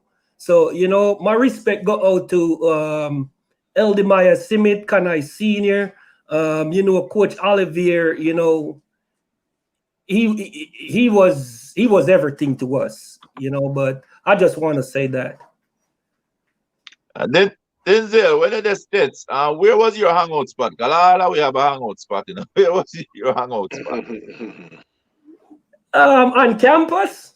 Yeah, the bleacher was the best, Well, right in the middle there, we have that little party. Yes. Where the tracksman them hang out. Right in the middle. You only think you can break up that union and there's Shaka coming through sometimes. Exactly. And sometimes when Mr. Watson coming through, we just sit there same way till he come there and he say what he got to say. But utmost respect to Mr. Watson. I know some of us, we think he was mean to us, but he would just try to direct us in the right direction. He would just try to keep us tight. And with that said, I just wanted to know your best 2 memories of Shaka. The first one, I remember when I was in 10th grade, and he came in the classroom and he hit me. Back then he had that little cane thing. He hit me because he claimed I didn't get up fast enough. And I remember, he that happened to me. But after my second memory of him, I remember one I think it was my senior year. I got a letter, and Coach Ollivierre said, "Hey, you need to go and talk to Mr. Watson, because back then, if you graduate when you're young, you can go back for a next year." And he said he get a letter from the school, said I need to come and speak to principal. So I went into to his office, and I went in there, and he looked at me, and that same thing that happened in 10th grade, even 2 years later, he still remembered it. And he told me, he said, "Mr. Morgan, I didn't want to do it, but I just want to set an example." And I remember that up to today. 2 years later, he remembered me, although I'm coming back to reinstate to come back for my 12th grade year. He still remind me he didn't want to hit me that day in class, but he just wanted to set an example. So yeah, that was the type of principal he was. Despite he's tough on one side, but on the other side he's very cool. Tamara, big shout out to Tamara Ebanks, there, one of our champion supporter. Yeah. Sister was in the middle. I don't know if she was in the middle of sitting between the guys or she was just in the middle of the bleacher. The bleacher, man, right in the middle. But we all know where Tamara was, so it's okay. Anyway, Tamara, it's fun having you on here. It's a positive vibes. Dinsdale, now go back and I just want to go over the difficulty in terms of you hanging up your spikes. I know that must have been difficult, but before you got there, you were plagued with an injury, and I just want to ask you how difficult it is when an athlete, knowing, as you say, you were in full condition, top shape in terms of physically your body and everything, but just that one toe you can't push off. How difficult it is for an athlete to be carrying, like nursing a little injury that is affecting their best performance, that they know, within them, the mind is ready, as you say, mentally, but probably the leg is not ready, the hamstring, the toe, so forth. How difficult is that, going through that?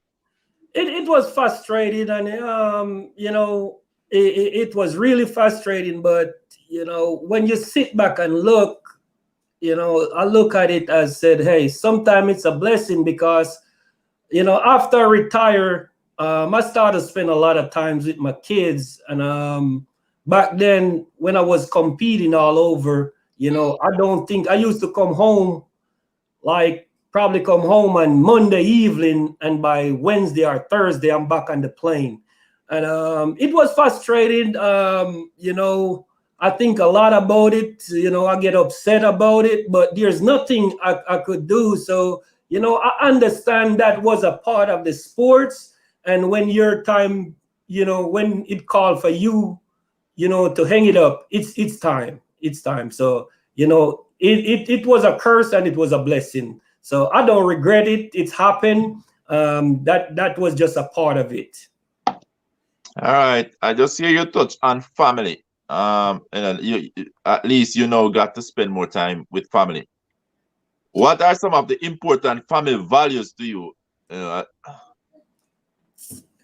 I just look at it like, just spending time with your kids, and You know, just try to guide them. You know, we can't do everything for our kids, but we can direct them in the right direction, and make sure, you know, just let them understand, we ain't gonna be perfect, but we gotta do the best we can, and just understand that, you know, sometimes we're gonna have difficult times, sometimes we're gonna have good times, but no matter what happened, we still got to stick together, love each other, and you know, just share and love on each other. All right, all right. Very, very good, very good, very good. You know, I really like a man that really stand tall when it comes on to family. And you know, you have seemed to be a great father. And final question on this leg is, any of the kids take on that genetic ability in terms of running? Well, running wise, my first son, DJ, he went to University of Kansas City for his freshman year. He did triple jump and long jump in college. Actually, in high school, my first son, I don't know what with triple jump. He just loved triple jump. In high school, he jumped 48 feet. And he went to college jump. He was the WAC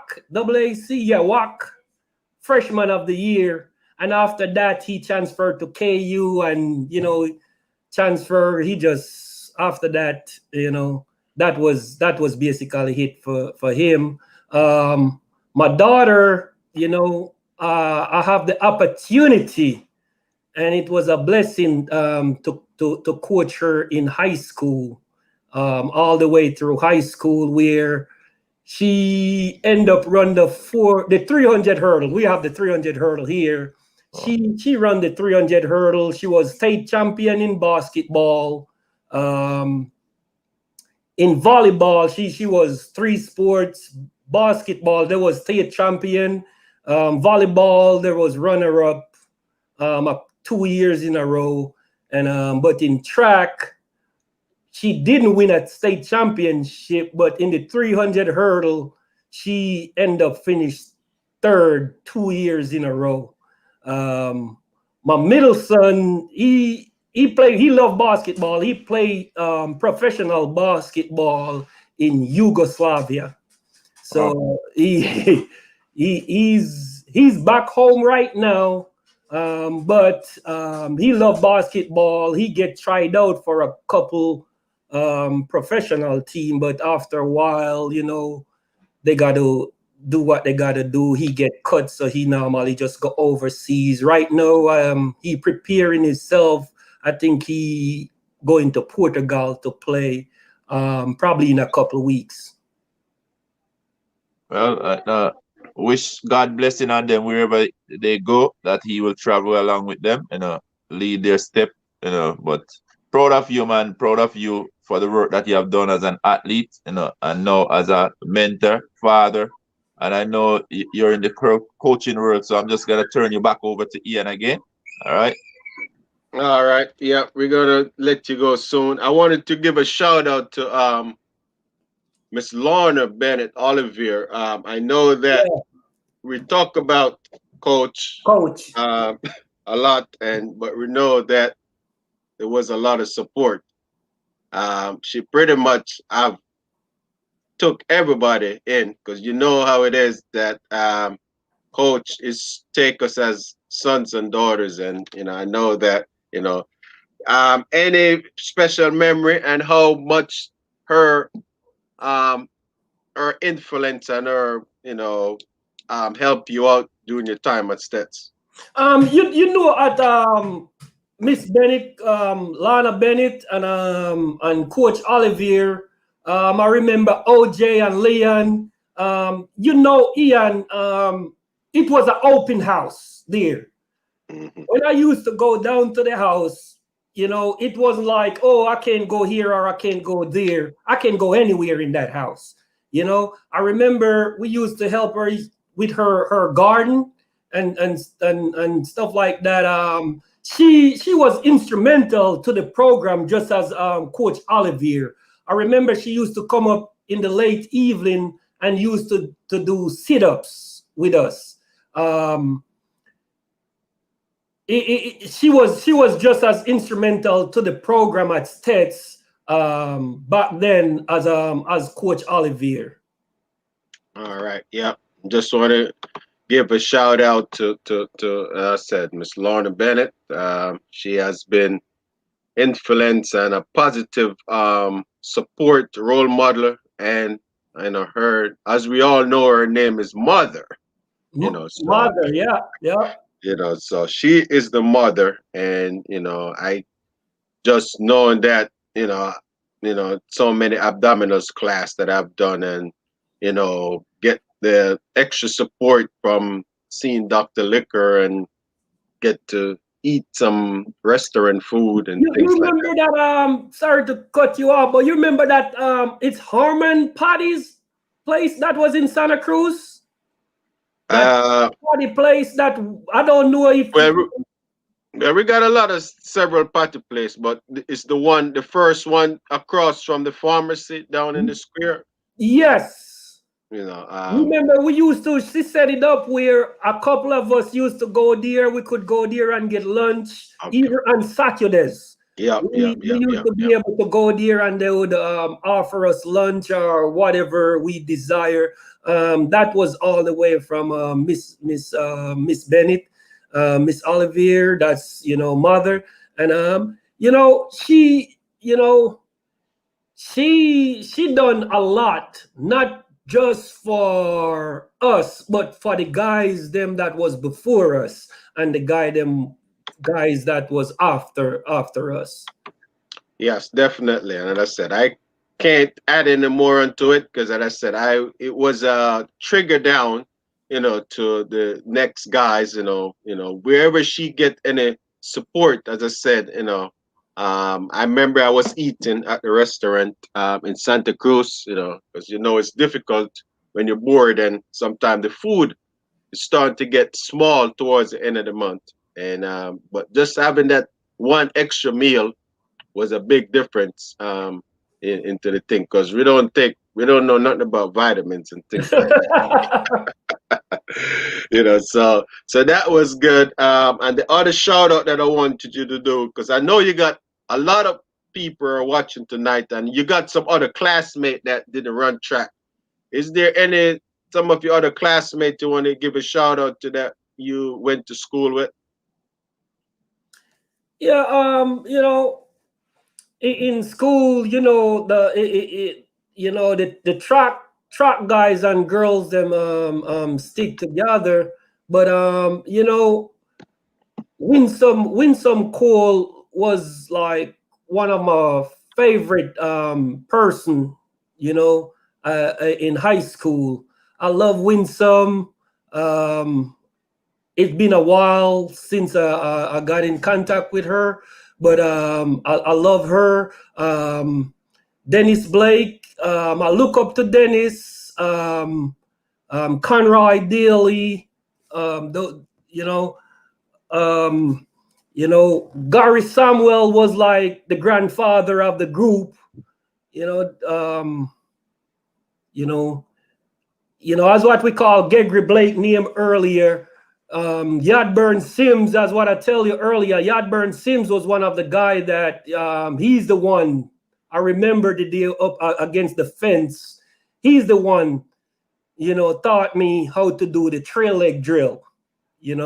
So those guys, I love them like a family. No matter what happened, I know, we're not perfect. None of us is not perfect. We made our mistake, but it's a part of life. I like to give a shout out to my college coach in Pittsburgh, Coach Jewett, Russ Jewett. He taught me a lot. Al Hapson, he helped me out a lot. Todd Biggs. I remember when Coach Lester left KCK, Coach Biggs took over, and he was the one that guided me down in Pitt State, and I enjoy my time there. I have a lot of great memories from Pitt State. I look at it. I'm in the Hall of Fame at the junior college, then they introduct me in the Hall of Fame at Pittsburgh. Then, as what you said earlier, they introduct me in the Hall of Fame at the NCAA Division II Hall of Fame. But without those guys, without Todd Biggs guide me to Pitt State, although from what I figure out after about the leather business, I still appreciate him. I love him, because if he didn't done that, I don't know if I would be in any Hall of Fame. And here's one of your teammates on there, Mr. Milton Brown. Mr. Milton Brown, man. I know that he was on the team a little bit before me, so I know he was on the team with you, on there. I know he was like a 800, 1500 runner, and I believe he's from Lacovia. I remember Milton Brown from Lacovia, right out by close to the square of Lacovia, and as what I tell you, we're not gonna remember everybody's name, but as what I tell you, Milton Brown was like one of the grand uncle, Milton Brown, he may not be the fastest or the strongest or the most talented guy, but he influenced you a lot by just, with his confidence and his encouraging word and stuff like that. Milton Brown, he was instrumental to the program. And I think after he finished his college work, he went back to Steths and was coaching there for a while. But Milton Brown he inspired me, while I was at Steths. He encouraged me while I was at Steths. I know we may not say, oh, Milton Brown didn't make any of the team or do that, but he was one of the guys that inspired me at Steths just by him encouraging me and just showing me the right way. I would look up at it after Gary Samuels back in my days. I would look to Milton Brown. All right. A big shout out, Coach Brown, Milton Brown. I know that you have spent so many years at Steths as an athlete, a teacher, a coach. You have done it all, and you have seen the growing of the institution. So we thank you, man, for all the work that you've done. I know that you guys doesn't get paid enough. I know that teachers and for the work that you do as a coach, I know that you don't get compensated, but I know that the Lord will make a way and bless you in abundant in reward. So as I said, I always see Coach Brown every time I go to Steths, so I want to give a shout out. You got another buddy that was on here. His name is Christopher McCoy. He said he went to Kansas City, KC with you, and he wants you to give you a shout out early on. We don't want to forget him. I remember Chris, at KCK, I think, basically I was coaching Chris at KCK because after I went to Pitt State and I came back, I used to help out Coach Hop in the 400, and Chris McCoy was one of our better 400-meter guys. I actually know Chris is Coach McCoy. I think he's at Arkansas Little Rock. He's the head track and field coaches down there. All right, big shout out. And we mentioned Kenny McDaniel earlier. Kenny's like one of my Steths brother. from Pitt State. Kenny, sometimes he irritate me. Sometimes he call me too much time. But Coach Kenny, he's the head coach at Sacramento State University out in California. But he's my brother. I love him. Although he irritate me most of the time, I still love him. Yeah, he's making some jokes about. Yeah, me and Kenny, we play. We've been playing. I don't remember. In college, we used to play the game. It was like it was Madden, but it was like some stick running around, and that's how I learned about the game of football, because Kenny, he loved him some football, and he get me into playing Madden. And up to today, although we 40, 47, 48 years old, me and Kenny, he still call me, and we still playing Madden up to today from college, over 20 years. All right. Well, as I said, I have the privilege of, actually hang out in Europe with Kenny. He was excelling in the coaching business, and I think he was coaching a young lady by the name of Jasmine. Yes, yes. And so there we was over in Europe, and I was making sure he was good, and he, as I said, he always talk about you. Anytime he talk to any Jamaican, your first name he's gonna mention is yours. He's gonna let everybody know that he know Dinsdale in the market. Yeah. So, All right, Ian. So, any final thoughts, Ian, before we send Dinsdale home? Dinsdale, basically, quick question. With all the medals, accomplishment that you have attained over your athletic career into today's date, what is your most prized possession thus far? Although we didn't won that race, I remember indoor 1997 World Indoor Championship in Bercy, Paris.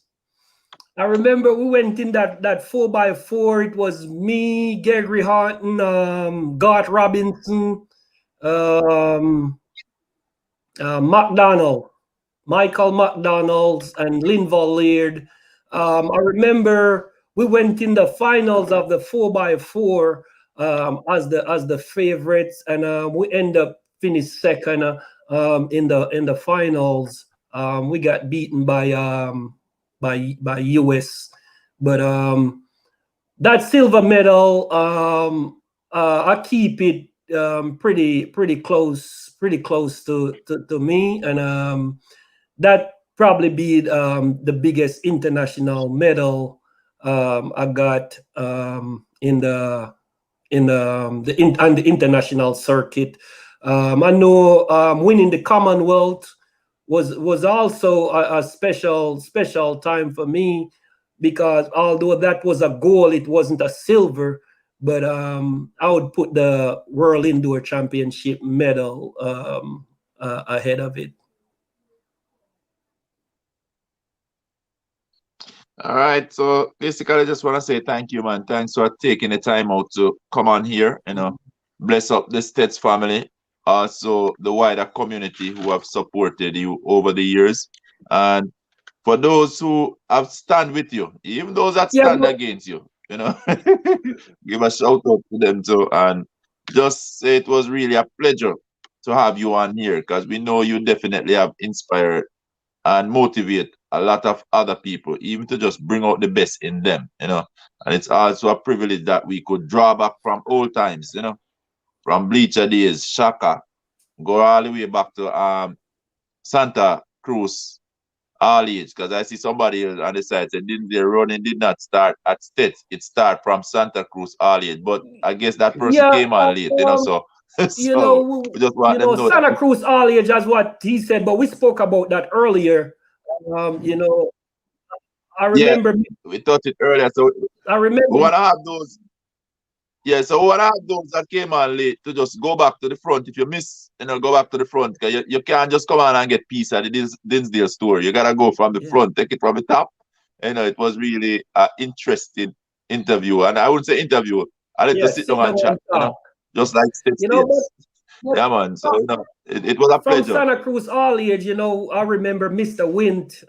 You know, he's a big part of it. You know, but I appreciate everybody that participate tonight, and I appreciate you all have me on a you all program.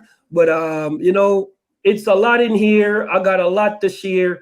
And anytime, man, you know, I love you all guys. And, you know, growing up in the Steths family, we always will be a family and we always will be friend.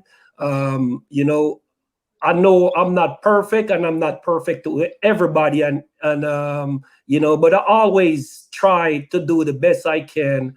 And, you know, just try to stay in touch. And you represent well, man.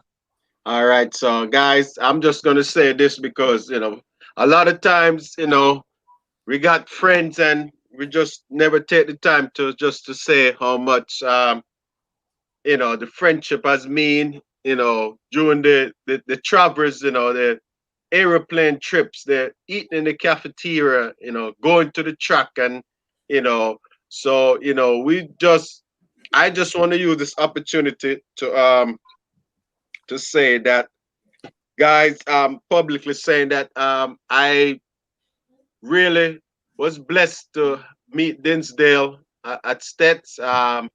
He has shown me love. As I said, everybody know I'm from Montego Bay area, so just able to go to up in Steths and just meet some new brothers, and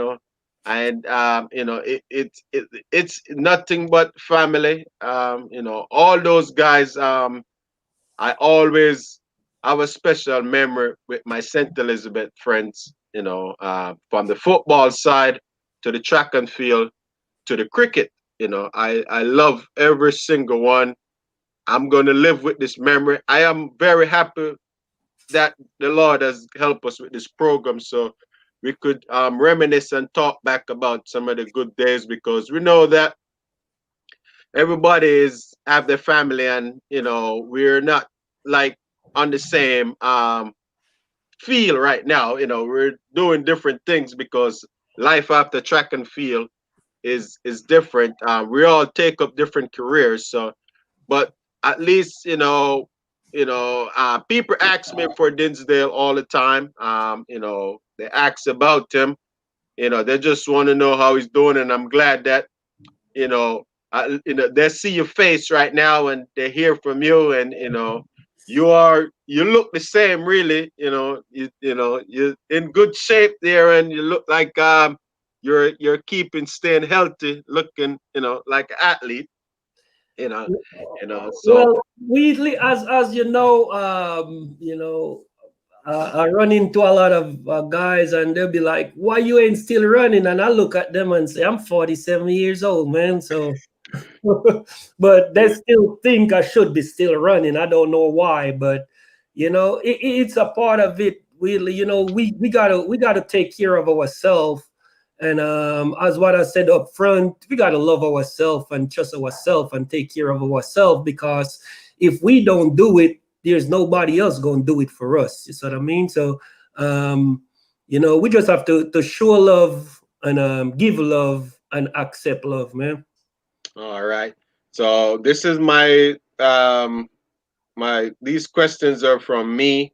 I know that I asked you some questions on the program, but it's still a program. But I just want to know, just to say that I know, what's the best hurdle race that you believe that you have ran, and it's not a matter of you first, second, or third, but you feel like you execute and you did really good. If you can remember. I remember, and it's where I got my PR in Rome in 1997. In Rome, at the Golden League Championship, I believe I finished second behind Brian Branson. I remember I run out of lane 2, and it just was the perfect race came together. I remember we went to that. The agency have those meeting before the race, Yeah. and Claude went in there, and I think the meet director wanted to give Claude lane 1 for me, and Claude said, "Hey, give us anything but lane 1." And I remember Claude came out and he looked at me and said, "Man, I may be in big trouble, because if you don't run certain time or play certain place, I ain't gonna be able to pay you. I'm gonna have to pay you out of my pocket." I remember Claude Bryan told me, the meet director. This was after the race. The meet director like threatened him, say, "Hey, if this happen and that don't happen, you ain't gonna get paid." And I went out there that night, and I remember it was the same night when El Garouge set the 1500-meter world record.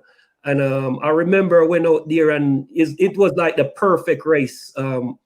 Wheatley, it was the perfect race. Everything came together, and I execute. End up in that same race, I run my personal best of 48:13. All right, guys, you hear it for the record that 1997 in Rome, Italy, Dinsdale Morgan ran it in his head and in his mind that he ran the greatest race, one of the best race that he possibly can. So we're happy for that. And my next question would be, who is your favorite athlete, just in the sport of track and field, back that you could say that I just love to watch run?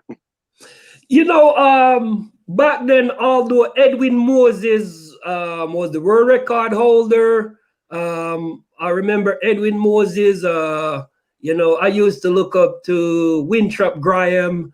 I love Winthrop, but the guy that I used to try to mimic my race off of, and I said earlier before, was Danny Harris.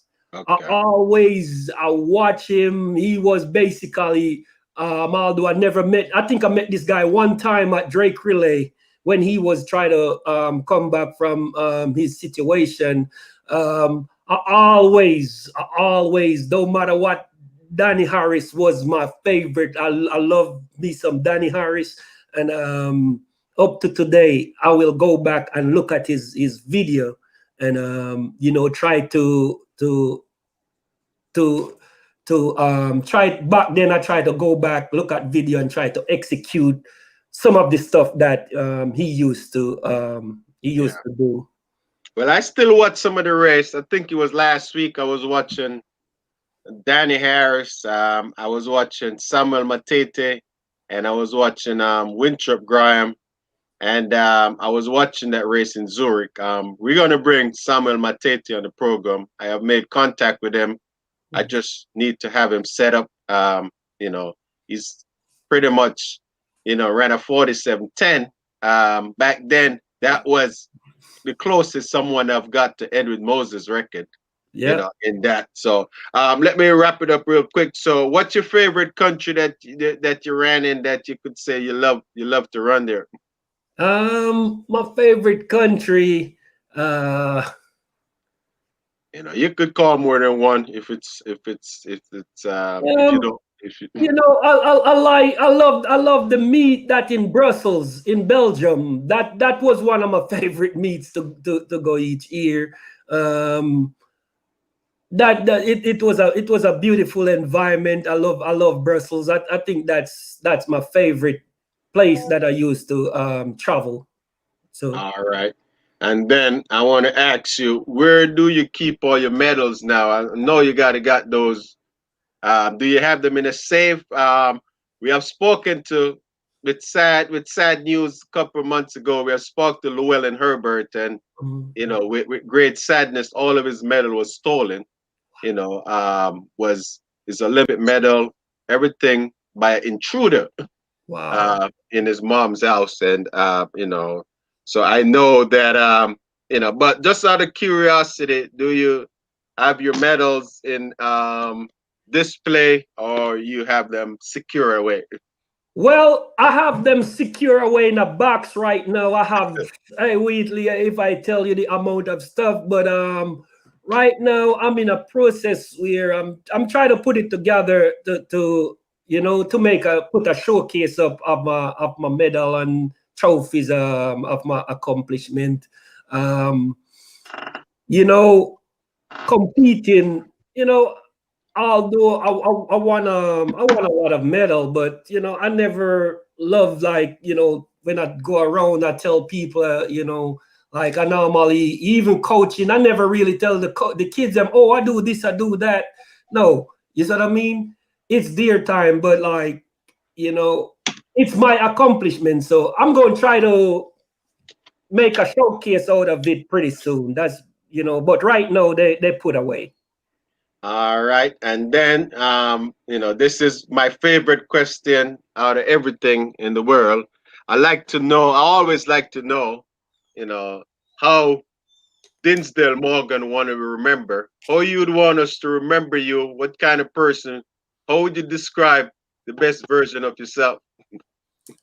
Just as a person, who honest and willing, and believe. I think everyone should believe in themselves and love themselves just as how they would believe in anyone else or love anyone else. All right.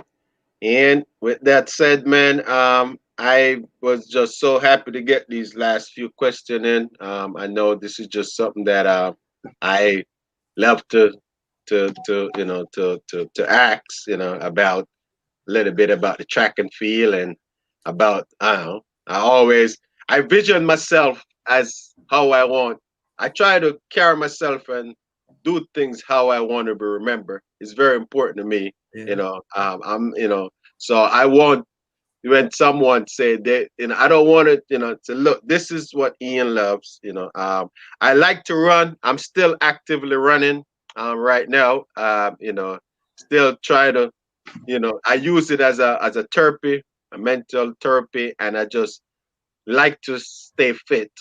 So I use that, even though I got injuries and things that I'm still running through, but it's just part of the process. The bones are not as strong as 20 years ago, so still got a lot of mileage on the legs and the back.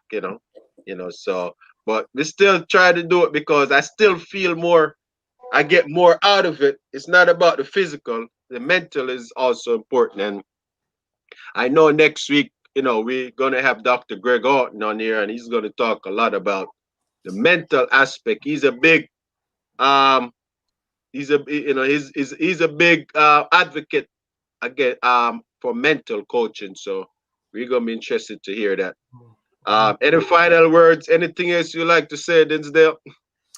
Just like to say, love and respect for everybody who joined the program tonight, and just remember, we all are one, and we just need to believe in ourselves and trust ourselves, and just respect the people and respect your surrounding. And I think that would be great for everybody. But as we know, not everybody gonna do that. But if we can try and do that, I think we can live a great life and appreciate everybody and appreciate everything around us.